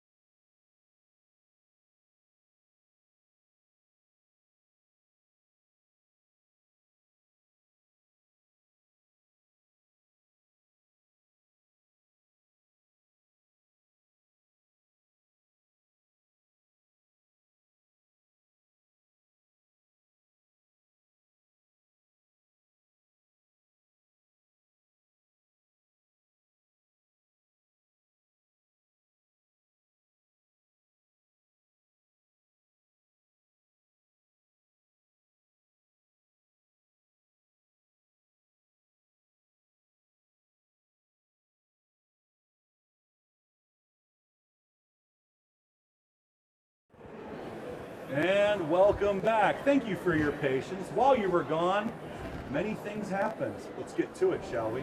Our heroes have actually been having a little bit of fun as they've wandered and explored this dungeonscape, going in through the back door, looking after Lucretius, a certain wizard that has done you very, very wrong and raw. You guys are going in through the back door and sneaking up right behind him to finish the, to basically turn your ledger from red to black. You guys have got profits to make and some skulls to crack. Lucretius will pay. Our heroes have dealt with a most serious threat, including a carnal grub and a seemingly endless swarm of undead as the room was filling with water. They nearly faced drowning, but handled it absolutely magnificently. And we rejoin our heroes as they puzzle out and try to fix a damaged mechanism, which will open up the door and allow them to escape. I believe there was a mention of a mend spell in place. Yeah, I suppose I'll fix what you broke. The broken lever is attached and the spell is cast. The metal superheats and the mechanism grinds, and then it's apparently been returned to repair. I would suggest you give me a tinkering roll, which was intelligence proficiency bonus to the d20, to finish up the repair work. Men will only go so far. A little liberal greasing and a slamming of a hammer, and the mechanism grinds. It actually actively resists. It groans in protest as the door at the top of the stairs, at the top of the landing, grinds open and then swings open about that far, releasing a Stygian, rotten, gravy air into the room. I like gravy, but not that gravy. Claim your figures, claim your minis. Please claim your figures. There you go. Oh. Sorry. These are very tippy. There you go. Elven Wizard, Elven Fighter. And I'll have my assistants here take away this magnificent terrain just like this. Always hire professionals, kids. There you go. Fair enough. Thank you guys very much. Okay. So, as our heroes presumably go up the steps and put that room behind you, a series of murky corridors and underchambers all link up to a wide passageway. Now the passageway realistically should be about, it should be 3 squares wide, but we didn't have that. We didn't have extra. So imagine this is actually 3 wide, or even double it. Let's say that. That's easy math, right? So the passageway is double wide and double length. So it'll be about like that by about that. So each square counts as 2. Everyone cool? Mm-hmm. Fair enough. As our first hero to actually step foot into the corridor, it is strangely vacant. There are cobwebs strung back and forth. There's a thick layer of dust covering everything, so that you really only see about that far down the passageway heading in this direction. It looks as though no one has come back this way in a very long time, and Lucretius almost certainly doesn't know about this passage. Almost certainly does not. Of course he won't. So the first person in that passageway would be Halfling Rogue. the Halfling Rogue. Adventure. Who looks behind him, who has the halfling's back? I've got that. The Barbarian, who's actually a fighter. We will have barbarians, but they're going to be called berserkers, my friends. Barbarian's a culture, not a class. And then the Dwarven Fighter, not to be outdone. Or cleric, right behind the halfling, I assume? Yeah, I'll be behind the cleric.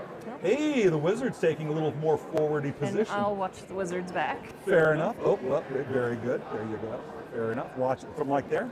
And I got all of our backs. Oh, you got them all. You got this covered. I got you. No problem at all. And because of the fact that, as I said, you guys are a little more stretched out than it actually appears, but this is just representative here. The passageway suddenly strums to life, and you guys look in the alley and the alcoves, and every so many squares, there's an alcove built into the wall, but it's covered with a thick layer of dust and a bunch of cobwebs. Inside of that space is a scythe-like mechanism, but it's creaking and groaning as if it's been previously disarmed. But the mechanism is just gummed up. It's been groaning and creaking for gods know how long. You guys proceed. Well, I'm worried about these webs that we see. Ooh. The fire. Can we just burn down the hall? Investigate the For passage. those of you that are curious, as a biologist, I will tell you, cobwebs don't actually burn; they melt. So the idea of setting fire to and then burning like a wick in dynamite is completely fallacious. Imagination. Sorry, the game master says gravity works a certain way, and so do spider webs. They're wet and sticky, not dry. Let's check the passageways directly to the sides of us to Well- make sure that they're actually solid and not alcoves. Problem with the burning, we may set off in one of these things magport. Are you basically trying to disarm the trap, or ensuring that it's basically disarmed? Yes, ensuring that That's it's what you're ultimately saying. You're ultimately, trying to. yes. So, guys, give him a second as he advances up a couple of steps and Now back investigates. 5 steps when it sets off. Can you imagine you guys will do a bit like that? Something like that. Okay, I got you. We all I got take you. a step I back. got you. Thanks for your support. Alone again. You got this. I'll move You're up, small. You hide in this stuff. and what I'm going to do is I'm going to take the shield along the wall and kind of edge it to where the scythe will hit the shield. while So you're I'm holding basically it, shielding him. and then we'll proceed. If someone else got a shield, is it someone on wants both you. sides or just one side? Well, honestly, it's outside of your character's purview to really have a good grasp of how these things are structured. But he's already trying to disarm. He's already trying to disarm this. So we don't really want to step on another player's action. It's good to let a player actually kind of sort of do their own thing. Sorry. Okay, that's no problem. I like this. I like the idea that you move forward and like we're going to shield him in case it goes off. I appreciate That's the support. That's actually a cool little moment for you guys. I think that's awesome. Go ahead and give me your check. And you know what? Because of the ally, I can give you a +1 for the roll. Great. 18 then. Fantastic. The mechanisms almost certainly have been bound up for a very long time. But here's the interesting part. It looks as though they've been altered. It looks as though they've been tinkered with recently. It looks as though someone came through here and you get the vaguest impression that somebody has done a really good job of rearming these and setting up some sort of a trigger that you are no longer familiar with. So as you set to work on it, you basically lock this one down, but you are uncertain how long it will hold. We got a problem, guys. So having disable it completely? he rolled already, Okay. and the one thing is that I don't allow roll after roll Oh, after yeah. roll because that eliminates the even need for a roll. Yep, yep. You're just going to make it eventually. So it'll hold for a while. All right, let's not It's dilly-dally, okay. but wait until I get these traps disabled as we go along. So we move up when you move up. So I'm that's going to the go one? up to the next one carefully and see if I can jam that one up. Fair enough. I'll keep the shield in place until everyone's past me, and then I'll move up and shield the next one. Okay. Are you guys moving forward? Yep. Yes. Yep, move forward. So a couple steps, I would, and you have to imagine that this, like I said, this is much longer than it actually is. So just use your imaginations that we are basically moving up a little bit farther than it actually looks like. Okay. Give me your check. Ooh, nice. Plus 21. Nicely done. So this one right here, and I'm going to have to use my dice to mark these off here. So you disarmed this one, and you also, there's nothing actually here. Oh, So this is the one that you would have disarmed right there. So that one has been disarmed like that. okay. Now we freeze for a second. Okay. Having advanced forward, the place groans and creaks. Mechanisms suddenly grinds to life, almost as if somebody pulled a lever. It just turns on. And behind these walls, you can hear the mechanisms turning and shifting and grinding. And then instantly, a scythe-like blade will lash outwards, not just like this, but like this. It completely comes out and it slashes downwards, upwards, and even sideways slightly as it arches, and then goes back into that arch, into that little narrow archway. Go ahead and give me a dexterity save, please. Only the characters in this spot right here. Only the ones here. Oh. You're actually, yeah, you guys are really like, oh, thank God. So which one, is it the cleric? This is the barbarian. Actually. Oh, the barbarians Yeah, are? barbarian. Okay, I wasn't sure if the cleric, I can't see over the wall. Oh, sorry. Yeah. Yeah, I nope. can't you guys, either. right here, just right here. So the elf is okay. Although when that thing arches fast, it's mere inches away, and it's fast. It snaps like that, like a bullwhip. How'd you do on your dexterity save? Rolled a 14. Where's the save? Well, you look at your dexterity bonus, and then if your dexterity is a proficient, it'll have a solid dot Okay. next to it. What's more? 18 total. 18, fantastic roll. It lashes outwards. You turn sideways, literally like this as it lashes outwards, and you are narrowly missed. You look down, and your cloak is missing from right about here. It lies on the ground just draped. I thought you fixed that. It will continue to snap outwards I at said random don't intervals dilly-dally. from this point on. Okay. The whole mechanism around here is creaking and groaning as well, and this one actually seems to be permanently locked up. This one's actually done for good. But this one is still active. And this one is as well. So This does will it be seem like they snapping. have a pattern type thing, like they go? The way mechanism, and one of the things that tends to happen in fantasy RPGs is players looking for a mechanism. You know, like, is there a pattern? Well, of course there would be some sort of a pattern, but here's the mechanism. You make the save, you dodge. You fail the save, you get hit. When game masters go into too much detail about how traps work, players try to find the Rubik's Cube element, which allows them to just The loophole? mitigate. You know, oh, it doesn't matter. Having played video games a lot, and I've Prince of Persia, for example, it doesn't matter if you time it. It all comes down to, did you make the save? Gotcha. So that's the best way to handle Okay. it. Okay. So anyways, the mechanism is sliding, slipping back and forth here, but here's where it gets really interesting. Now you guys could theoretically be walking through here in the dark. You could be. Here's why you're not. Dark vision is blurry. It's very grainy. There's no color, and so finding things like secret doors and things like that is basically pointless. And also disarming traps in the dark. So even though you may have a little dark vision, it doesn't mean you're relying upon it. So as far as I'm concerned, unless you guys tell me otherwise, you guys are using torches or lanterns or whatever, okay? So by your lantern light, you guys are seeing shadows dancing against the walls, especially now that the walls are alive, you know? Slice, slice, slice, groan, groan, slice, slice, slice. But that's not the scary part. Everyone here gives me a perception check. 24. You can use intelligence or wisdom, whichever you'd prefer.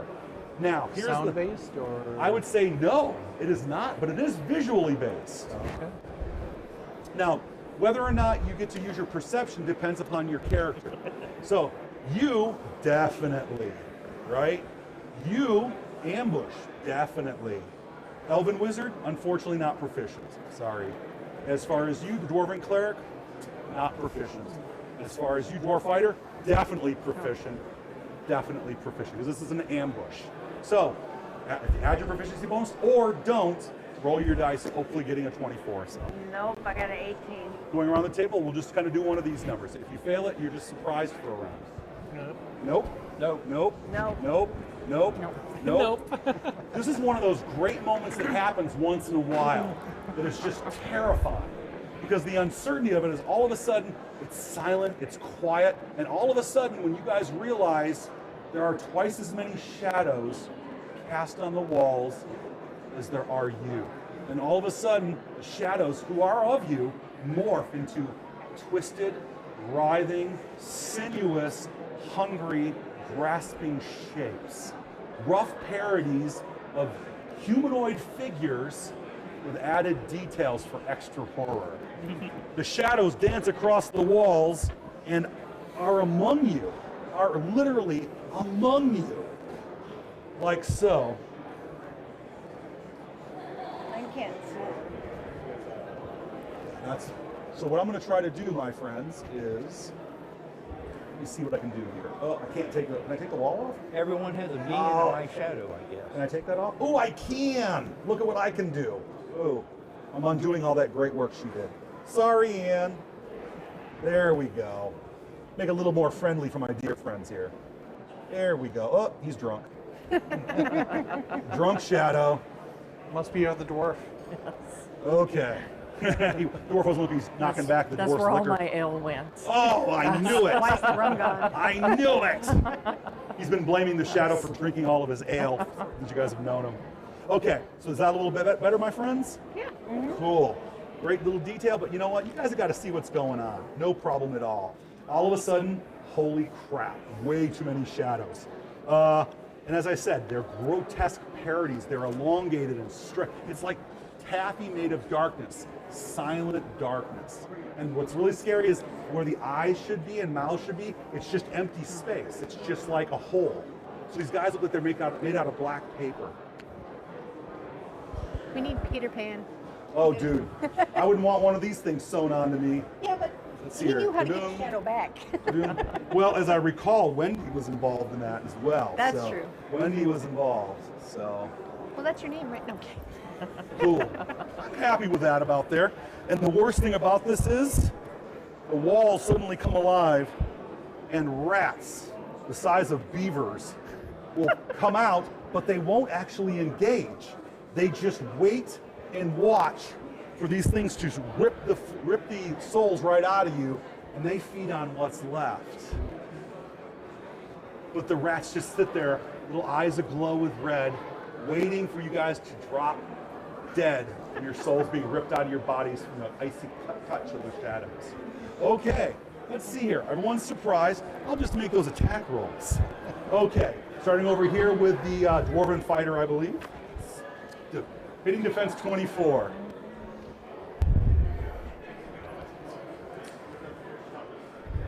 Yes, that makes it. Ooh, icy cold hits you. You take 3 points of damage and 1 negative energy level. Oh boy. The negative energy levels are particularly nasty. What basically happens is that you're at -1 to every action at this point, attacks, damage rolls, saving throws, everything. In 24 hours, you make a roll for every single one of those. And if you fail the saving throw, you lose the level. Your vitality has been stretched. If you are reduced, if your total number of levels is exceeded by that negative energy levels, you collapse, die, and in a matter of moments, a new shadow will appear on the wall and hunt your friends. Okay, so you're 1 down at this point. Lesser restoration can restore that, by the way. Over here, I'm actually going to attack the wizard. I'm feeling vicious. Natural 1. I actually made fumble. We'll see how things go. Unfortunately, I rolled a 20 afterwards, so there's no fumble. You see it come out of the wall, and you lash outwards with whatever you got there, elf, and it doesn't attack you. I'm going to attack the barbarian here. Natural 20. Natural 20. Followed by a 16 versus the barbarian. Last one does not. So I don't confirm the second level of critical. Otherwise, that would have been 3 negative energy levels right there. That'd be bad. That would be really super bad.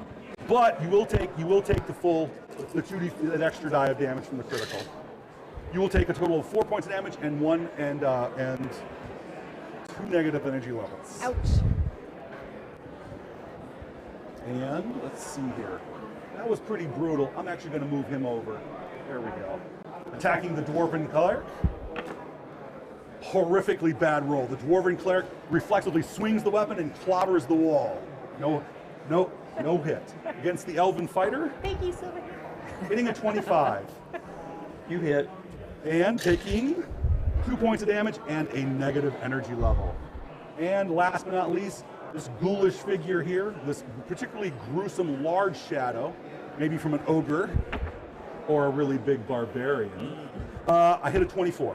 So these don't count as 1 foot in the grave, where bone pandas roll 2d20, taking the better of the two whenever targeted by the special abilities of undead or necromantic When spells. I ask for your saving throws, you guys will get to roll 2 dice instead of 1 to make those saving throws. Okay. Absolutely. Which there's no saving throws versus this. Okay. Okay, but the answer is absolute. Anyways, and so broken train of thought. Oh, yep, definitely hit. 24. 24, yeah. And 1 point of damage and a negative energy level. The rats get really excited, and then they all sit quietly, waiting. Crouch, little eyes looking very, and their little hands writhe, kind of like this, waiting. Okay. Guys, the shadows hurt. You literally will have frost on your lip. The touch will actually look like freezer burn. It'll be dried and painful and whatnot, and then you just feel listless because every negative energy level is -1 to every roll, basically. Having said that, roll initiatives. You do not modify your initiative by that penalty.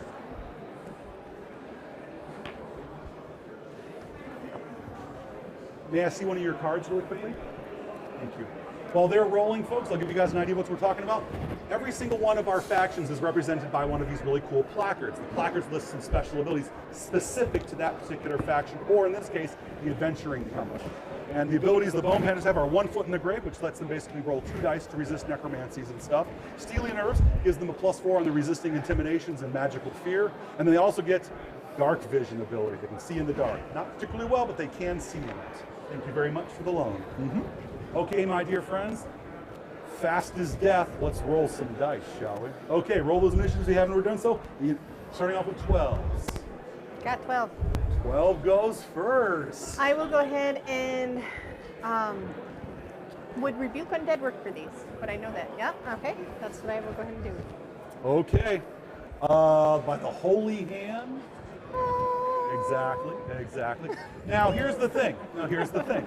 Generally, turn undead is restored after a short rest. Okay. But here's what happened. We literally finished one encounter, and then from a standpoint of the pacing of the story, we turned the page of a chapter. That sounds like a short rest to me, right? You guys explored, you adventured, and then we moved on to this next area. Guess what? That was the short rest. Thank you. Just like that, it's super easy. Okay, having said that, you fire it up, and I will roll some saving throws now. First things first, my saving throw is a 13 for you, or is it like a 15? 15, there we go. Ooh. I will slither into, there are holes in the walls and whatnot, little cracks and crevices. These things literally, it's like reverse. It's sucked into the holes. It flees. Just like that. Just like that. Just like that. Literally, as the creatures recoil, silently pantomiming terror. No more negative levels for you, okay? This one sticks around, surprisingly enough. So close. And this one flees as well. Wow, guys, that was a fairly tidy, that was some good tidying up there. And gone for the next 2d6 moments. Come on, 12. Come on, 12. New pair of shoes. Rolled and attributed. Unfortunately, not even close. Anyways, having said that, my dear friends, remembering, right? You'd lock this one up, this one's still snapping and slashing outwards, and you're just on the outside edge of it, right? Okay, that was on 12. That was on 12, 11, 10, 9, 8.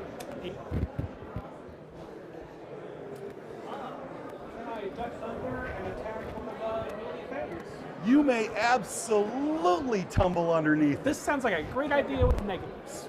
It looks exciting. You could also have another choice. Just smash it. I like that choice better. You smash it, it completely eliminates the problem. Okay. And if you roll really well, you just barrel through it, and I'll still give you your attack for the round. 19. Adding all modifiers. Would be like a 27. That will definitely hit as it snaps outwards, and roll the damage on that. Okay. Basically, it was impossible to miss, but this assesses how much real damage you can hack through. 18 damage. Well, let's put it to you this way. The little stumpy little limb, little T-Rex little arm will snap outwards about that far from the wall. Utterly, completely destroyed. And as I said, you still have your action. All right, I advance and I will attack one of the ghouly guys. Important detail here. Now, you guys are bone panders, correct? You guys hunt the undead, correct? Each one of your primary weapons, if it's metal, is made of wraith steel.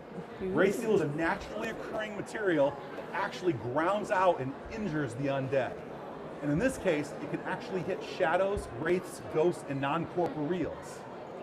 You can actually hit shadows with your primary weapon. Good evening, ReaperCon.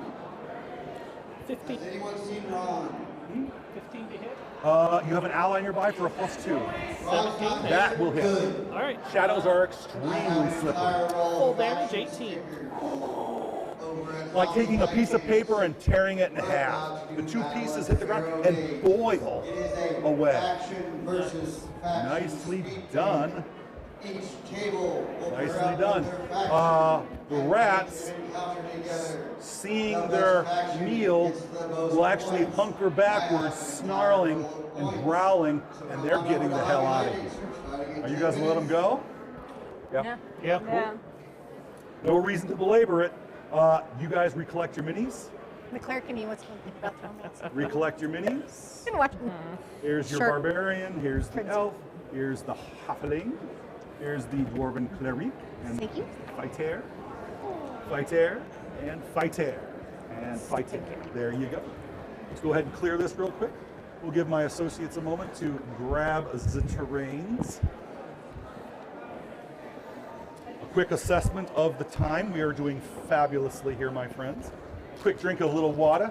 Make sure to hydrate, kids. When you talk this much into this active, you quickly burn through it. Okay, guys. Now, what happens next is very interesting because you guys have done a fabulous job of clearing this. You guys are being very cautious. You're not making that much noise, and this is all backdoor stuff, right? Yeah, but So- he fixes it. Yeah, he knows you're coming. You cannot help but feel as though you're being observed on some level. Specifically, I'm going to be calling out first the wizard. Give me an intelligence saving I'm throw. the wizard. Sorry, wizard intelligence saving. Thank you very much, Anne. Lovely work, thank you. Fabulous. 10. You got the first roll. Then I will give the clerics the next roll. So cleric first. Am I adding anything? I would add your proficiency bonus, or if it's because it's going to be wisdom. This is intelligence based, but I can actually let you add your. Would I let you add your proficiency bonus to this? Now it would have to be. It's going to be a saving throw, so you have to use only if your intelligence is your My intelligence. Wisdom is. wisdom is. Gotcha. So you get a normal save. My intelligence was a proficient. Cool. Then you should have added your proficiency bonus to it, Yes, it would have been 3 higher. which is a total of 13. 13. 13. Nope, it wouldn't. have Okay. made it. Nope. I didn't think it would. So no proficiency No bonus? proficiency bonus. I rolled a 14. Okay, gotcha. You get a feeling that you definitely feel as though you're being watched. Oh, I'm For sure. a fact. You Go like- ahead and move it, it's okay. We're coming to collect our due. And that's the interesting part about this, right? You guys, he has to be following you somehow. That's within the He's wizard's been watching us purview. through the walls. Who knows what he's been doing? Or those rats. And then lastly, I can give one roll to the most astute of your fighters. Who's the smartest fighter? Well, I would just pick somebody. You don't really have time to look at someone's character sheet. You wanna roll do it? better. Oh, okay. 14. 14. Darn. Again, it's just that niggling feeling that you're being watched. Now, before we're adding any of this in, don't worry about what's going on with all this mess. Imagine that you guys have then moved to the end of the corridor, a series of interconnected passageways and tombs and crypts, ending in a flat expanse of a wall with some dust and debris and whatnot. There's actually a bit of a wall hanging, a tapestry that's stuck between the gap between the secret door and the wall, the actual door jamb itself. Whoops. Somebody has come through here, and then presumably probably used an unseen servant to spread cobwebs and dust to cover up what they did. As you guys approach the door, there's that feeling as though you are most certainly being watched, which if that's the case, the wall and directly in front of you forms a pair of very Dr. Frankenfurter lush lips. And it literally says, welcome, Penders.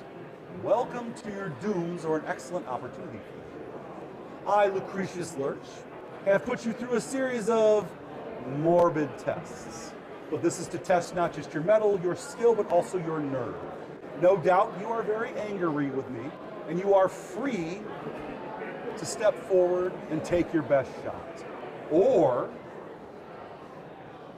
step forward and take your due. And there's a grinding of the stone as it opens up, and it's two halves of a jigsaw puzzle piece.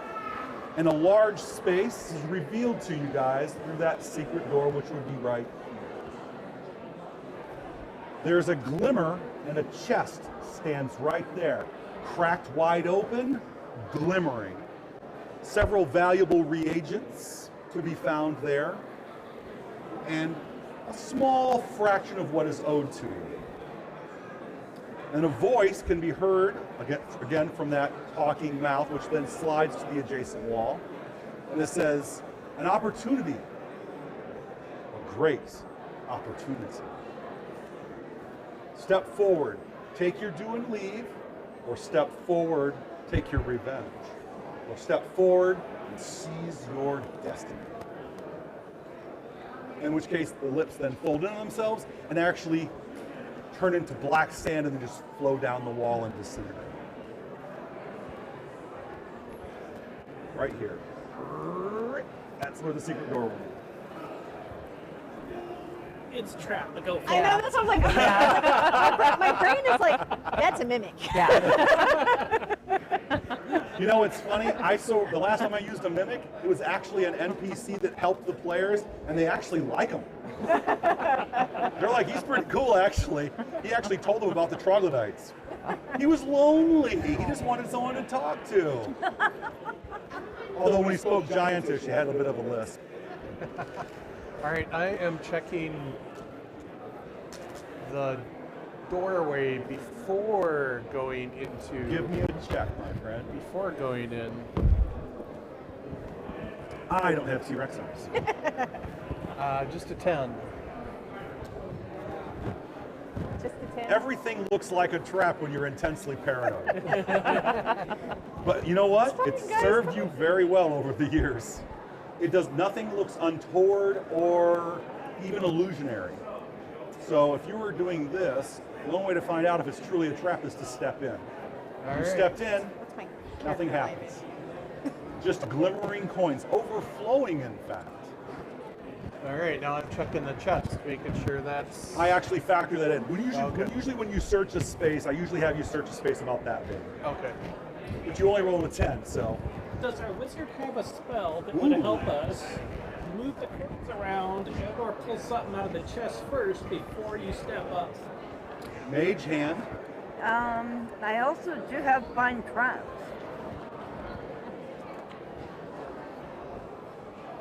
The whole place blows. And strangely enough, so does the No, dwarven wait, fighter. no, that's It's the actually, weirdest thing. actually, I knew she was sketchy. She jumped in the water. actually find traps to do. We all knew the dwarf fighter was totally sketch. Clerics Yeah. can find traps? Yeah, actually the find traps is you, cleric level 2. I have a cleric it up. Oh, cleric it up. I have a rope for that. The rogue said everything was fine. That's sketchy. Well, it is sketchy. We just had some lips without lipstick tell us that treasure. He couldn't find the right color. Don't blame him. Or we could just leave it all alone and worry Well, about it after it we really kill it. depends upon how you guys want to proceed. Because he talked about an opportunity. My Effectively, this was a test. How good are you really? Well, he's going to die because he backstabbed us. I'm That's not why here I to checked- judge. That's why I checked my alignment. Oh, I know. I'm well aware. I'm like, But you guys can this can play out as much of a social encounter as you want it to be. Seriously, everything anything in a role-playing game should be interactable. So if you decide to turn this into a social encounter and get into like a really cool, really repartee with the wizard, by all means, Lucretius loves to talk. If he offers us another job, he has to pay up front, though. Interesting. Right. So your perspective is you're open to possibility. That's a great way to perceive things. Or you can be like, I'm going to kill this bastard. a little bit of I'm both. in that category. So I do have the spell, Finding Traps. Okay, I'm all ears. It goes 40 paces, but it's instantaneous, so I don't know if it lasts a round. It doesn't. It's, Okay, so it's instantaneous, and we got to see it, we got to go. it's yes or no. All right, but I also believe the fact that like our dwarven fighter disinformed is like, well, if you want us to do it, pay us what you owe us, and if you want us to do another job, you're paying us half first. I could lean either way if he kicks the bucket. See, there and we'll you go. just take everything he Very has. pragmatic, my dear. But you know what?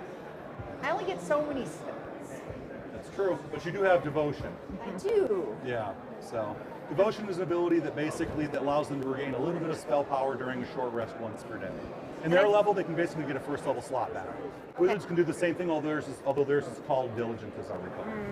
I just want to make sure we're only minor, right? No, I know besides your levels. I'm You haven't sorry. used good. hardly any of your spells. Yeah. You have Yeah. 4/2 a day. Yeah, so that's why I was wondering. Well, I used the Rebuke Undead. And Rebuke then, Undead is just a special ability. It's not a okay, spell. cool. It's not Well, a then spell I don't at have. all. All right, then I'll go ahead and make the traps. As you invoke Angram and look, everything within reach of this space, interestingly enough, not a single ping. Get up there. You can. Not a single ping. Whatever. I can't stay.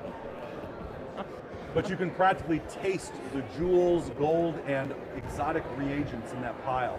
And a booming voice from farther back here somewhere says, "A drop in the buckets, my young adventurer friend." So, if I can respond back to him. Absolutely. You're all powerful, but you couldn't kill your own vampire. Frieza and I had a pact. We swore we would not interfere or harm one another.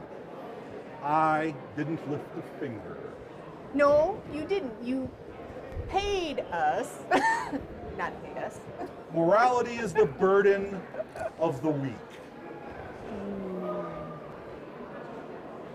It's true. Results matter. I mean, I can respect that. Darn, I'm sympathizing with the bad guy. And so is Secretly the bad mortality. guys too. According to the law, since he didn't pay us, he wasn't involved.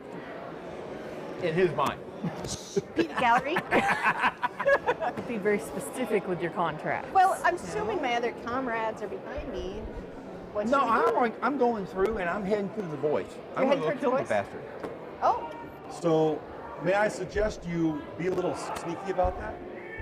Gotcha, no problem at all. What I we would would like like an you to do- audience with you. Can we say that? Ooh, there we go. And then it's one of those kind of thing. I like that.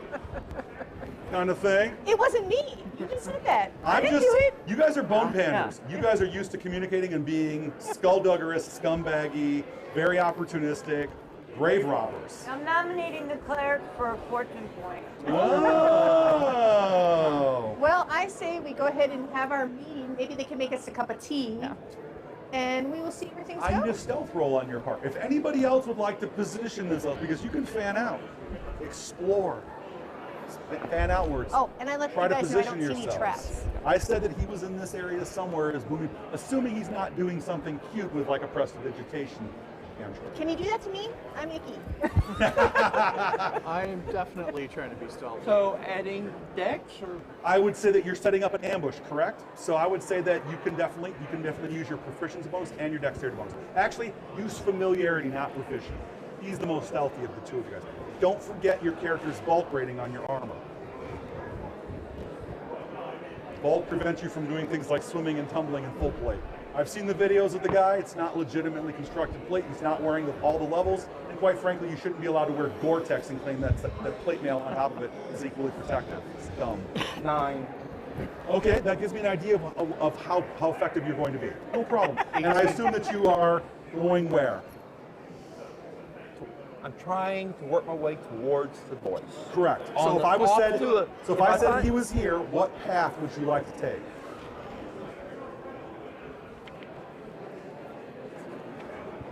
Heading in Go this through direction? that gap and take a right. So here. Okay, cool. Give me your figgy. Give me your figgy. Ah! You took out the coffin in the Goodness process. gracious! Look what happened. My goodness. It's destroying Anne's carefully constructed terrain. Oh, I'm in the Absolutely doghouse flawless. now. So, as you stalk past the chest and move past, you can't help but feel that you're being watched critically from all angles. Paranoia is kicking in. As you dash sideways like so, the sarcophagus lid here actually will be slightly askew, because it's more interesting that way. Slightly askew, and as you walk by it or hustle by it, you can actually hear the bones inside of the sarcophagus rattle and move about as if something inside stirs ever so slightly from its slumber. And all the sarcophagi also should all have their lids slightly askew. And that's as far as you got, like so, as you dash sideways like so. And you said you were being stealthy as well? And what path would you be taking, my friend? I got an 18, and Great. I'd be hugging the left. So, Going up this way. Yep. okay, no problem. Again, as you approach this sarcophagus, It rattles a little bit inside. As you scope out, you freeze, duck underneath it, keep moving. And this is actually about as far as you get. And then you look around the sarcophagus, and right here, right positioned there, is Lucretius bent over an elaborate copper sconce, like a floor kind of a model, made of bent and warped and twisted brambles of this heavy patina-covered copper. Floating in the middle of it is an enormous, and I mean enormous, black void of an orb with a single point of murky red light reflected on his face. It seems to be somewhat of a, if you guys have ever heard of a camera obscura? Yeah. Okay, so he's basically, it's a divining device. And he's watching critically. However, he doesn't seem to have observed you. He doesn't give you any indication that he's noticed you're skulking. Well, we switch back to what's going on with the conversation, and he goes, I'll put a kettle on. EAT. Yeah. Is there any traps or anything they need to worry about before we come? Well, within 40 paces, I said there were no pings. Yep. 40 paces is 40 inches. So, Oh, okay. so So it that's covers- that's like 30, that's like Okay. 3 feet. So Okay. bing, nope, none All right. whatsoever. I was thinking it was just the first room. I wasn't sure if it went through walls. No, or- it's actually Awesome. it's blocked by concrete of a certain thickness. It's blocked by stone of a certain thickness. It's blocked by lead. But as far as I'm concerned, this is porous stone, so it's like it would be blocked by like 3 foot. Sure. And these are not 3 foot thick walls. Okay. So like I said, no pings whatsoever. Shall we move in? Yeah. All With right. the intent of projecting, we're going to be rational about this. We're going to talk. Yep. Project that. I want you to give me a charisma check. Now, are clerics known for kicking ass? Depends on the cleric. Exactly. The same thing can be said about being social. But clerics tend to be leaders amongst their community. So if you want to kind of turn on the clerical charm, I can let you function as proficient for this. Sounds good. I will go ahead and Give me a check. All right. Now, you can pull in one associate as an ally to Oh, help with the roll. okay. You want to roll with me? Sure. I would like a roll on your part. What I'll do is I'll take the higher of the 2 rolls and I'll add +2 to it. Okay. However, Well, I got a 15. However, this is 2 chances of a fumble.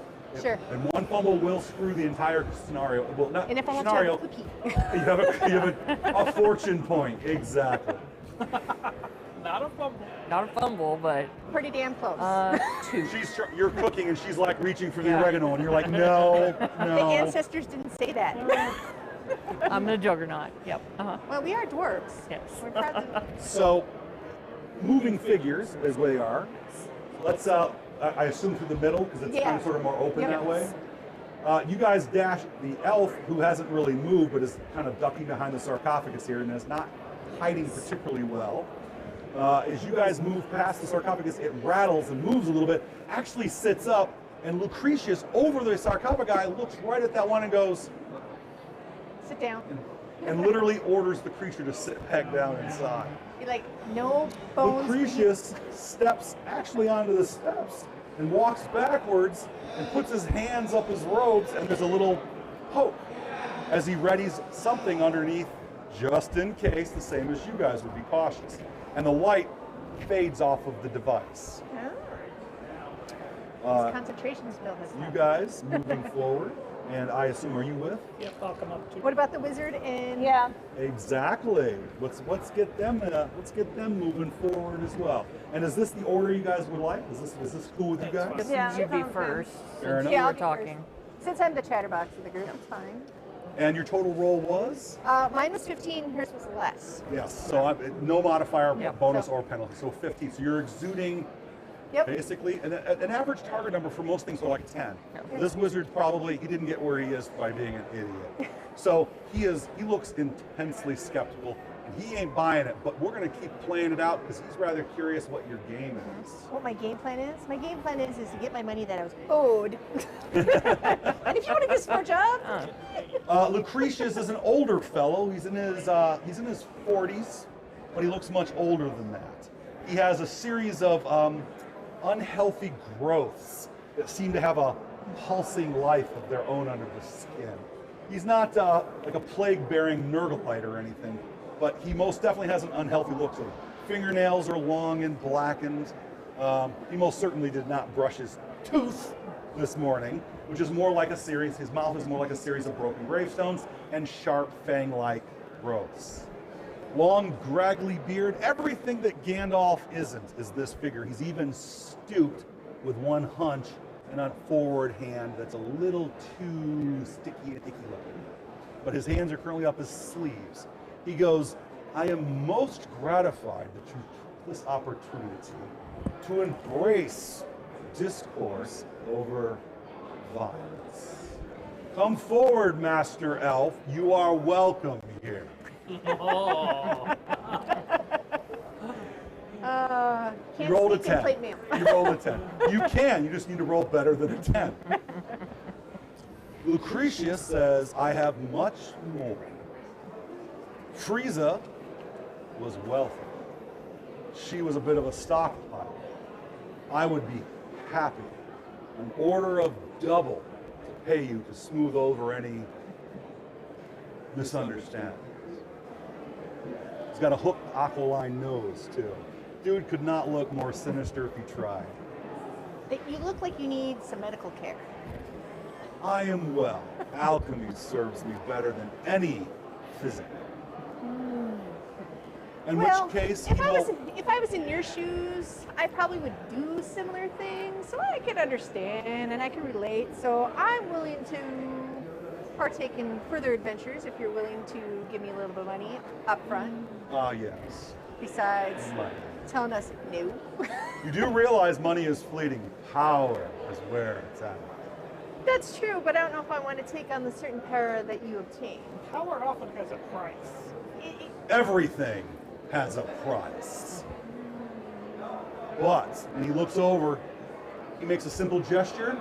His controlled, unseen servants will stir the air around here, and then all the cobwebs and dust are removed, and this entire space is literally a tidal wave A treasure? of treasure, gold and jewels and sets and whatnot, all just bulging. It's a small dragon's hoard without the dragon. Sitting in the midst of all of it, most disconcerting are a pair of enormous jewels inside of the eye sockets of a skull that's probably that big. So it was like a dragon was there. It looks like a humanoid skull, actually. Oh, okay. It looks like a giant skull. And you never know, he might be a dragon. He could be calling you. And then remain, but no, I'm pretty sure it's a giant skull. Oh, Pretty no, sure. I meant The wizards? Lucretius, No, definitely. He's not classy enough to be a dragon. That's gross. That's true. He says all of this and more, if bygones can be bygones. But I need certain assurances that I won't taste a dagger or your venom at the earliest opportunity, and I am no longer useful to you. Well, I mean, we were upset that we didn't get paid. Well, so I'm continuing to sneak along. So beside having him. said that, give me a stealth roll. Give me another dexterity check, blah, blah, blah, as you continue my to thoughts sneak are, along. is we are bone handlers. We can't guarantee that we won't. I'm going to use a table thing. Oh, he uses the fortune point. Retest or 10. 10.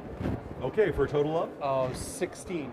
Fair enough. But can I get a bonus because I'm trying to time it when they're Oh, talking? okay. You're using me, I see. I think a +2 is warranted. How about that? 18? 18. Fair enough. And on that note, I'll be making a test of my own to see where I land. If Lucretius knows, he doesn't seem the least bit concerned. You can literally place yourself wherever you want at this point. All Well, right, probably not directly That's what I behind said him. Probably not directly behind Lucretius, but another round or two, he might be able to pull that off. You can literally, with the right maneuvering, you could literally say, Joseph, I want to make him think that we are completely trustworthy, advance towards him so that he advances towards us, and then you get behind him. That is perfectly legitimate to do. Con men do that crap all the time by maneuvering people around. No, so I'm going to be like kind of in the corner, back corner of the treasure room, but Okay. closest to the stairs there. Fair enough. As you advance around and step in amongst the treasure, you can feel the coins between your toes. You feel the sharp point of one of the jewels between your toes. So they're definitely real. It feels real. It feels very real. Since halflings, I like the idea of halflings being able to move things, because I can actually grab stuff with my toes. you can actually grab one of the coins and like flip it up and Oh, for sure. Bite it. oh, that's a real gold coin right there. That's And having said that, the coins will shift and move around a bit. Lucretius hears the noise but doesn't give it a thought. He's so caught up in what's going on, and he gets bold. He takes a step down, places his hand on the camera obscura, and looks into it, his face dimly illuminated, his brow furrows as he looks, but doesn't see what he's looking for.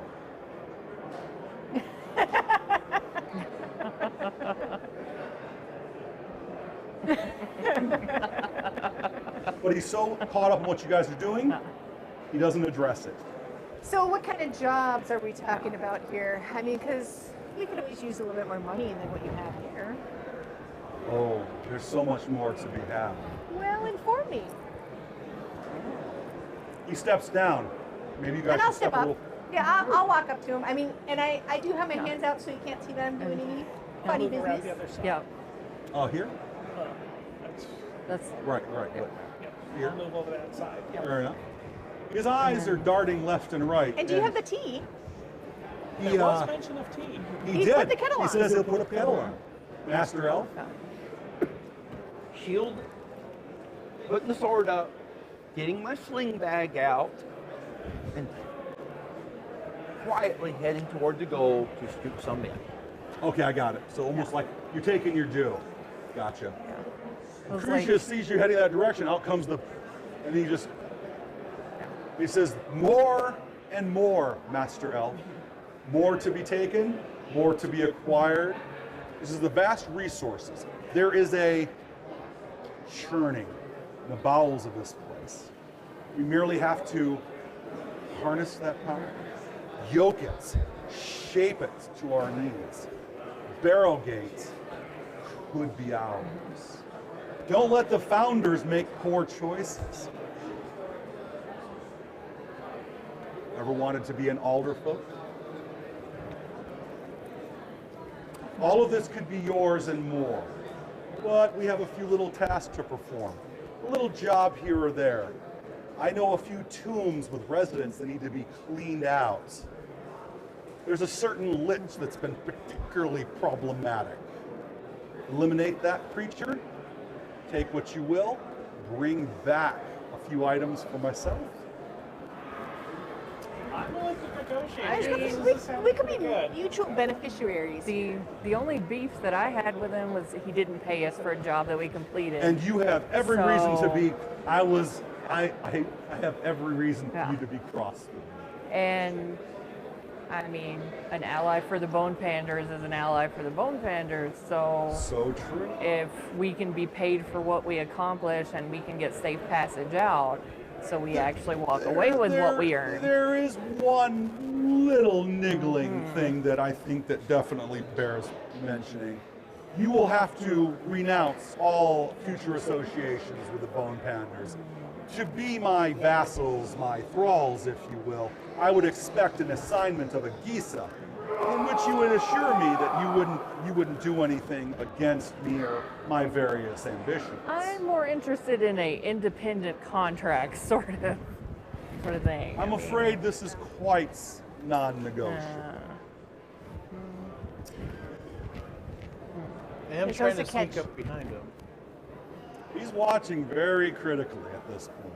Go ahead and give me a stealth check.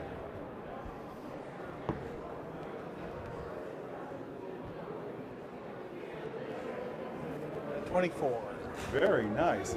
It's particularly difficult to stealth across metal coins, as we all saw in the first Hobbit movie, Well, I right? do have cover noise. Well, there's a lot of Shoveling. there is a lot of attention, right? There's a lot of focus. So if there was a low wall, you could then just scale up the wall and appear at the top, like so, right?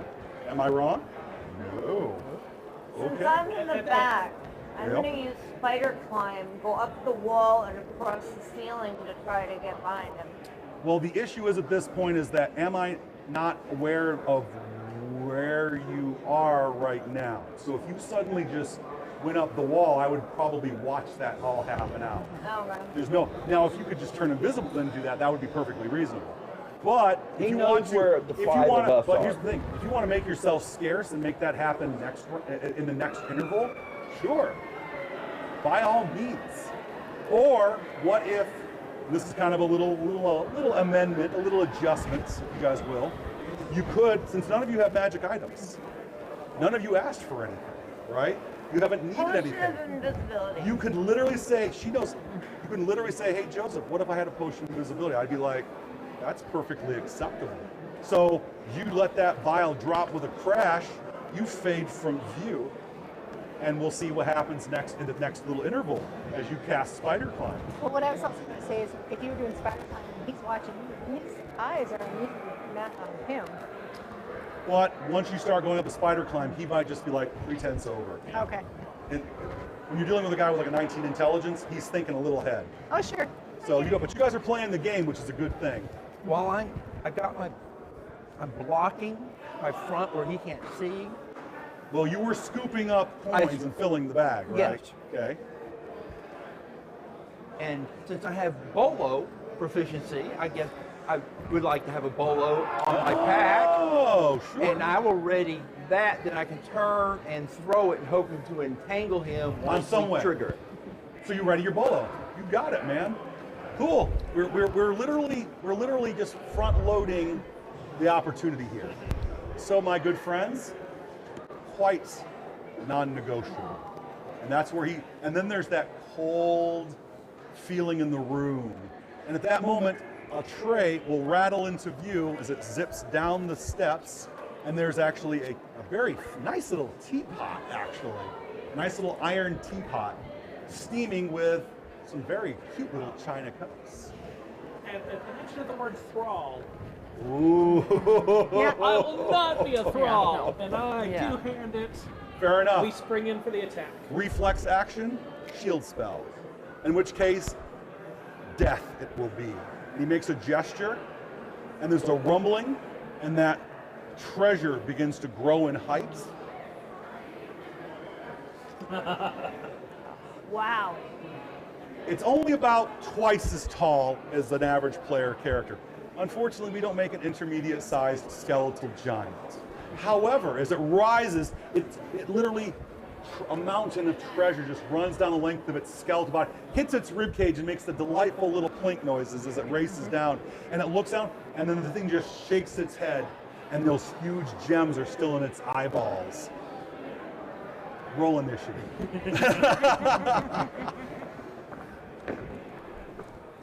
And I will fly straight up into the air as I'm casting my spell, and I hover just a couple inches above the ground. Okay, so first things first, you had a declared action. We resolve our stuff first. Go for it, give me your attack. Oh, speaking of which, yeah, there you go. Well, actually, you have a one square reach with your two-handed sword wielded two-handed. Okay, excellent. Yeah, 28 to attack. nice. Even with his shield spell up, it hits the shield and carries through it into his soft flesh. 10 points of damage. Nice. He falls on top of the camera obscura, looks at you angrily as he takes that hit, and then we're now rolling initiative. Cool. I knew that would do it. I knew it. I knew it. Vassal people will take thrall. Oh, Different connotation. that's a bad word. And the geese and Oh, it's Back on. to my dice from It's on. last session. Anyone got the 12, 11, 10? 10. It's going to be a very Five. interesting round. Okay. 10, my friends. I'll sneak attack him. Are you like, Sneak attack. Oh yeah, that's from above. okay, go for it. Give me a roll. As you appear out of nowhere. All right, 18 to hit. 18. Nice. His cloak billows upwards. You are lost briefly inside of it, and then you feel your weapon strike bone and flesh. Nice. And All guess right. what? I don't know you're there. Sneak attack damage.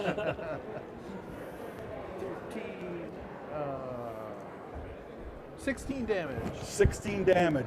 badly injured, but not as badly as you would have thought. When you strike him, it's almost as if the flesh is more durable than it should be. It's almost like there's, oh crap. When you hit him, the cloak combined with a pre-existing spell has already given him a pretty good defense bonus.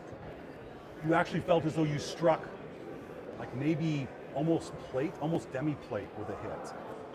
Solid, very solid, same with your hit. That's why he's still alive. Okay, so he took some damage, but not as much as he should have. Okay, the wizard came to play. He really came to play. That was on your 10, next 10. All right. Let's see. I will go ahead and step up to him because that sounds like a smart idea. And I'll go ahead and hit him too with my warhammer. So give me a dex roll because All right. once combat is joined, now you can move through each other's squares pretty easily, but there's like terrain in the way. 18 So for dex. then you swing right over their sarcophagus and land right there. All right. And that you still have all your movement and all your rest of your shit. You literally Awesome. you basically parkoured over it. Whee! That's because I wrote a bat. That's so true. That's so true. Oh, I'm going to use a cookie to hit him because I didn't roll so good on that one. To hit him with, It rolled over. For reference, folks, they're called fortune. Fortunes, I'm sorry. But I'll take cookie sorry. just the same. Every time she says cookie, I want a cookie. It's from our The home cookies game. what we She started. owes me a cookie. The cookies what started our home game. Oh, there you go. How'd you do? I rolled a 19 plus my fun stuff, so a 24 to hit. That will absolutely hit him, but again, it's like striking the side of a tree. So no damage? Oh, it does do Okay, damage. just Just not not as as much. much as you think. Okay. Well, we got a 16 points of damage. However, that last blow, halved, is very serious. He takes the hit, crumples over his camera obscura. He actually crumples, lies on the ground, his hands still looking up, and he grumbles. He goes, "My guardian from Bessiak wastes, leave nothing alive." And he collapses, his eyes going very dead. And the Colossus finishes pulling itself together as the last few bones come up. And the thing is a wedded together mess Sure. of various skeletal bits into a giant. So it's more of a construct than an undead. Sure. So having said that, it pulls itself free and silently roars at your guys' direction. As he's dying, I'll say, he'll be joining you shortly. So Lucretius is gone. And I'll get this out of your guys' And I'm not a way. thrall. Oh, that word. Get you a t-shirt that says not a thrall. Darn it. That was on your roll of 10 as well. Yep. 9, 8, 8. 8. Seeing that the wizard died, I will step towards the bone thing, and if there's enough movement, I will attack it. Movement being available, you get this far, and an arm sweeps out, and it's like being hit by a telephone pole. So, real quick opportunity attack as you close because I have reach. Hit my attack. However, my attack is exceedingly poor. I only hit defense 12. 20. Nice. You nimbly surge over the fist as it utterly, completely destroys this wall and shatters the top part of the stairs. You broke stairs? As it moves and attacks, I will be literally erasing terrain. Take it down quick. It's Godzilla. 21 to hit. That will absolutely hit. It's not hard to hit something this size. 8 points of damage. Nice, very nice. Unfortunately, it feels like you're basically striking a building. Your weapon actually rings in protest from the hits. But if it was race steel, it takes the hit and doesn't break. It is the race steel Nice, sword. because the thing is normally immune to weapons that are less than +1 to hit. So you guys are all, your primary weapon is, like I said, wraith steel. You're good to go. Having said that, that was on your 10, correct? 8, 7. Sweet. Yep. And I'm like, I got this, because she's a giant killer. And she is going to take a flying leap toward the giant. Okay. And attack with her warhammer. Cool. There you go, right there. And this die is going to get retired. Okay? So we'll see. Rolling to Why I confirm went the back fumble. to these dice. Did you have a cookie? Are you gonna I'll give you loan my me your cookie. cookie? Okay. Oh, so the fortune. Yes, the fortune Fate. coin. Wait. There it is. So I will. So are you Roll basically this. saying, hey, Game Master, Yes. she's going to loan me her fortune point? Yes. Now, you guys must have a really tight relationship. You must have Yes. saved each other in the past. Dwarves. In fact, Yes. you are second cousins by my mother's second husband, kind of Yep. a thing.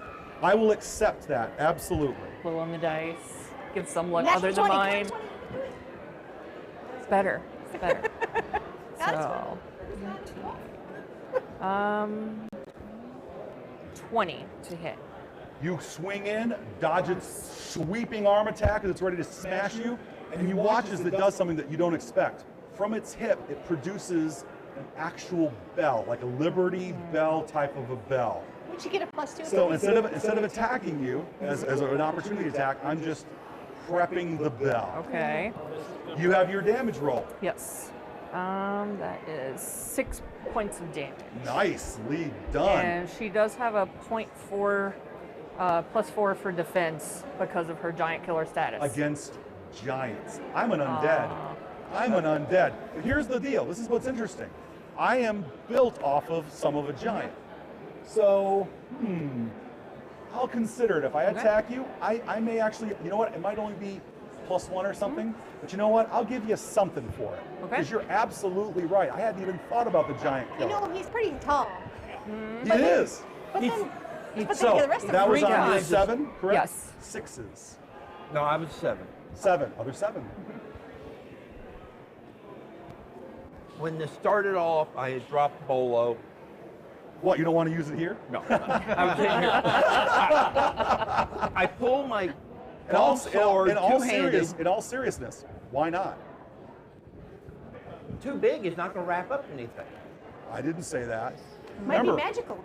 remember, this thing is, first of all, let you know, you ever used bolos? I have. Bolos are not this long. They trap cows with them. They're made about this long. There's 3 balls that are this big around. So if I think I can wrap something up, I'll use the Bolo. I would not want to deny you the opportunity to do something cool. You know, if you didn't follow his legs and you follow his arms together, you might not be able to work a bell. And bolos also aren't just thrown. They usually have a rope attached to them that you can actually pull. As I'm doing this, Yeah.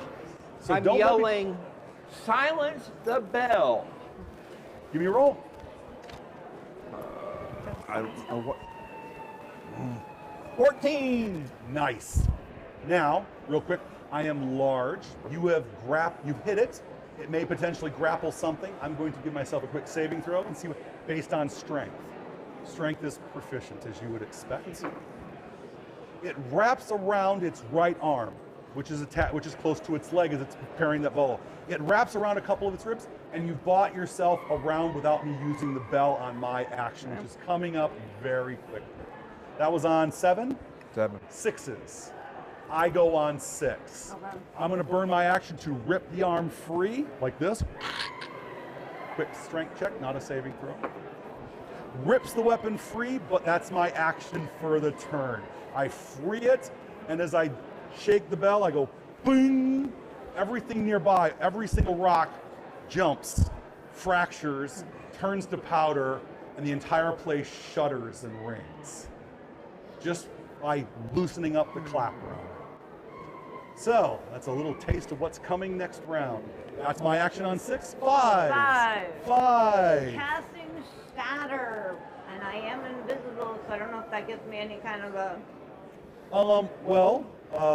First of all, let's get you how about there? And I will give you a +2 on your attack roll versus for the Shatter spell. Absolutely. Okay. I believe it's a saving throw. Yeah, it's a saving throw. Con saving throw for half. A creature made from brittle materials has a -2 to the save. I ain't brittle. Okay. I ain't brittle. I didn't know Big and bone was sturdy. brittle. This bone ain't brittle. I'm a construct. But here's what I will do. I'm going to give it a -2 on its saving throw to account for the surprise. Attacking while invisible. That seems reasonable. I already What? cast. No, I mean for next time. But so that's enough of a bonus right there. Yeah. So the saving throw goes from a 16 to an 18 for this. Making my roll. A 1. And I believe it's a con save, correct? You do 1. You're number 1. Rolled a 16, needed an 18, missed it by 2, I take the full damage. Okay, so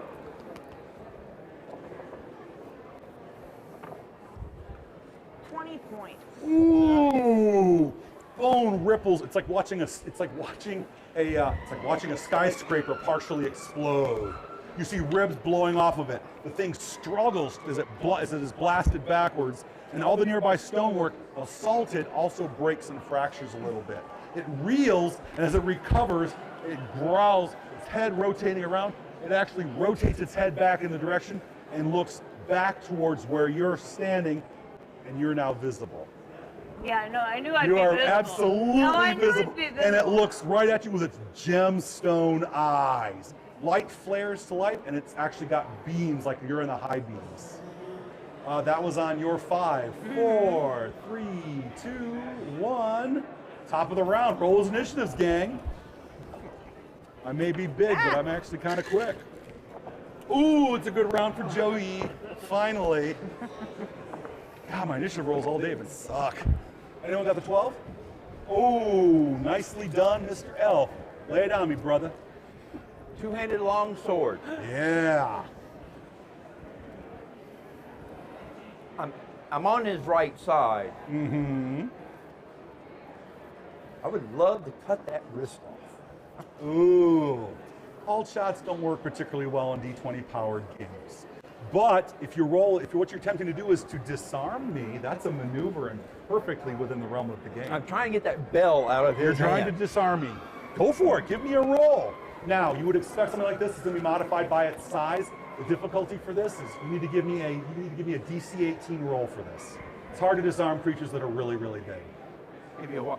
I need an 18 roll. It's an attack roll. 18 roll. Yep. Well, you said at least you're consistent. And on that note, you just earned the Poor Baby Award. There you go, my friend. Oh, poor baby. And he spent it. If only I could have seen that coming.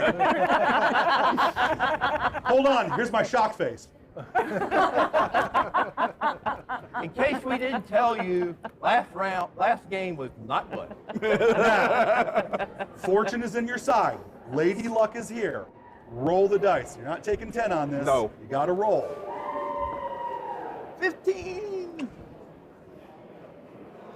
21. 21. Oh.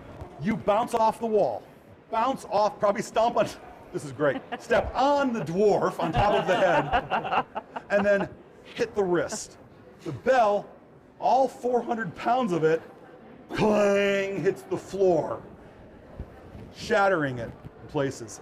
It is disarmed. It will not be using the bell until it readies it next turn, which will provoke attacks of opportunity. Nicely done, Veruca. That was on 3? That was on 7. That was on 7. 6s. 5. Or 6. Fives. 5s. Okay. No, I was on 6. Oh. No, it was on 7, right? Or no, it was 12. You got a 12. It was a 12. It was a 12. So I'm like, wait a minute, I got an initiative of 10. I want to take my action here. Nope, okay. skipped you. It was 12. 12, 11, 10. Womp womp. That's the first 12 I've rolled all day. I'm not super brilliant. I'm actually just going to plat. I'm going to beat the crap out of that poor dwarf. I'm going to go blat. I'm going to go blat if both hits. Oh, So, having said I that, don't know if Nice. Maine will work for that. put the 2 pieces together with some super glue. Might need a few stitches. Hitting defense 18, hitting defense 19, 20, 21. 21 did. So I hit you with 1 with blam. Okay. So this is going to hurt a lot, by the way. I'm surprised he went after you. I figured Just after don't taking die. the bell out, he'd go after me. 10 points of damage. Blam! Closest person. Equal opportunity Ooh, destroyer. if only I had hit with that other attack roll, because I would have been like, ugh. That was awful. That's a 2d12 grind your attack. bones That's a to make my 2d12 bread. plus 6. Yeah, you don't want to get hit with that attack. As long as Okay, you roll 2 ones, we're okay. that's true. That's so true. Anyways, that was all my action on 10, 9, 8, 7, 6, 5. 5. Oof, that was long. Okay, I am 5. doing chromatic orb of acid. Ooh, let me have it. Okay. This is one of those cases where my large size messes up my defense a little bit, but I have a lot of natural armor. 20. 20 will absolutely hit me for. Oh, that was the damage. I'm sorry. I Oh, rolled okay. the wrong thing. You got to hit me first. I got a 21 to hit. That will definitely hit So me. you and then got it was 20 for points of 20 damage. points of damage. Nice. I got you. The creature is held together with bindings and rope and sinew. This thing is literally bolted together. Lucretius isn't high enough level to make something profoundly powerful, but he was able to make something very dangerous just the same. And you watch as those bindings snap and pop, and it's now listing a little bit to starboard. It is definitely awkwardly moving. So it's definitely below half hit points. That was a great roll on your part on 6, I believe. Yep. 5. 5. Work it out. Go. Okay. I'm gonna take a whack at it because I'm not happy with it after the way it hit me. How about someone stepping on your head? That was pretty good too. And a 12, or no, less than 12. An 8. It stomps its foot, takes a half step backwards, and knocks you, and almost kicks you with its foot in the process. Okay, that was on your action on 8. It was 5. 5. Sorry, 5. 5. Long day. I look at the dwarf's head, bleeding profusely, and I look at my short sword that I had out, and I'm just like, oh, not today. And I pull out my sling. Oh, gotcha. Well, you're not in base to base, you're not in any harm's way. So, okay, no problem at all. That was on your 5s. Other 5s, 4s, 3s, 2s, 1s, 1s. We're number 1. Let's see. I will go ahead. How far am I? I could go. So I can go to the next to the Elven fighter. Is that what that is? Who's the blue? That would be the barbarian. Barbarian. Okay. Well, fighter, but yeah, whatever. All right. I will move next to them. That side. Okay. Nope. I'm the blue. Yep. Here we go. There we go. Right there. Yep. So you get to here, and Yep. I take a swing at you with as a reflex. Okay. Because I've got hell of a reach. I'm sure you do. How about a good roll, man? Seriously, I want to do. No. Yeah, I want to do. No. I want to see my ring. Ooh, that's not good. Confirm with a 1. That's a 1. Oh. We'll roll again. Natural 20, no fumble. I'm off the hook. I take a swing at you, and it's wide and far. You have your action. All right. I will go ahead and hit him with my warhammer, I guess. Give me a roll. Two-handed, I guess. Yep, two-handed. So we have a 25. Well, the reason why you want to use a warhammer against something like this is because bludgeoning is Bludgeoning usually pretty does more effective, and also it only gets half of its armor because it's penetrating. Sure. All the bludgeons, all the big hammers in the game have penetrating as an ability. So 25 to hit and 14 points of damage. Ooh, shattering a limb. The thing actually lurches backwards as it struggles to get, and as it leans forward, its arm crumples. It's literally struggling to keep itself together. It's just listing back and forth at this point. Not dead yet. I'm quite dead, actually. Not undead dead yet. And that was on your action on? 1. Other 1. I would take my two-hander and move away for a roundhouse swing. Go for it. 28 for a hit. That will definitely, we've got a lot of allies too, so I'm thinking that's closer to a 30, but go for it. And 16 points of penetrating greatsword. Ooh, nice. As you throw yourself headlong into it, you disappear into the mass of the bones as they are split, ripped, and then they rupture. And then there's a tidal wave of bones as you ride it out, tumble into view, and the head lands in the midst of the pile, the eyes still glowing. Pop them out, pop them Not out. Hold the jets. A quick look in Lucretius's direction, and the crafty son of a bitch is missing. Of course he was. There's an empty cloak lying there on the ground, and a lot of blood, but scrawled in his own blood is, "You missed." Got paid. Thrall.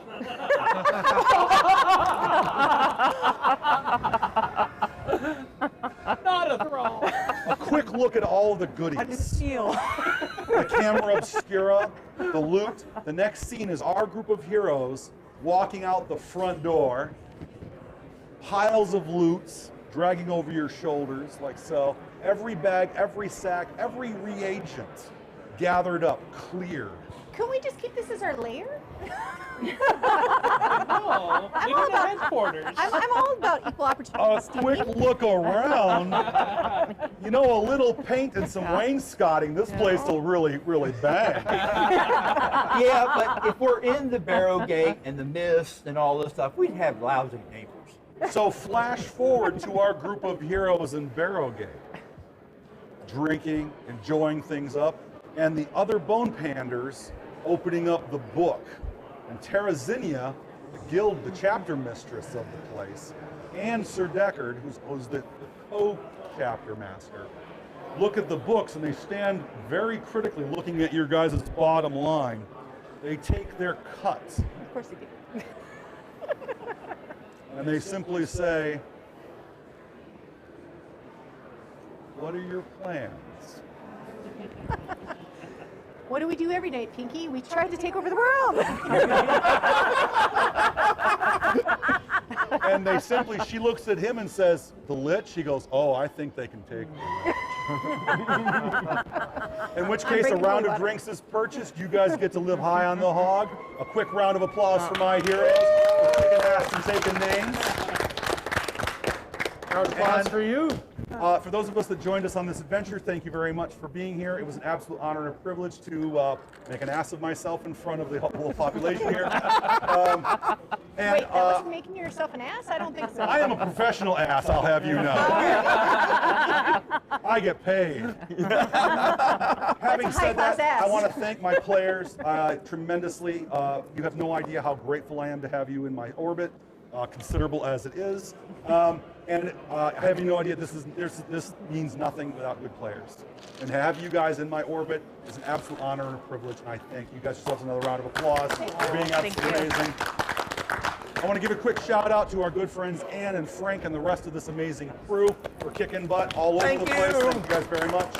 And in which case, that's Dungeon Dwellers Roleplay, guys. It is currently available for download at Reaper Mini. You can't miss it. It's got a nice little border and everything. We have a bunch of adventures that are freely downloadable as well. And all of this stuff, including Whisper Whisper, I have already finished and turned in the Barrowgate source book. So there's already a nice, fat 64-page source book that'll be available to you guys very, very soon.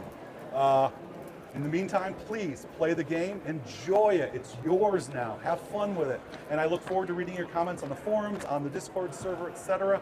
real soon. And come play with me. Thanks a lot, Frank.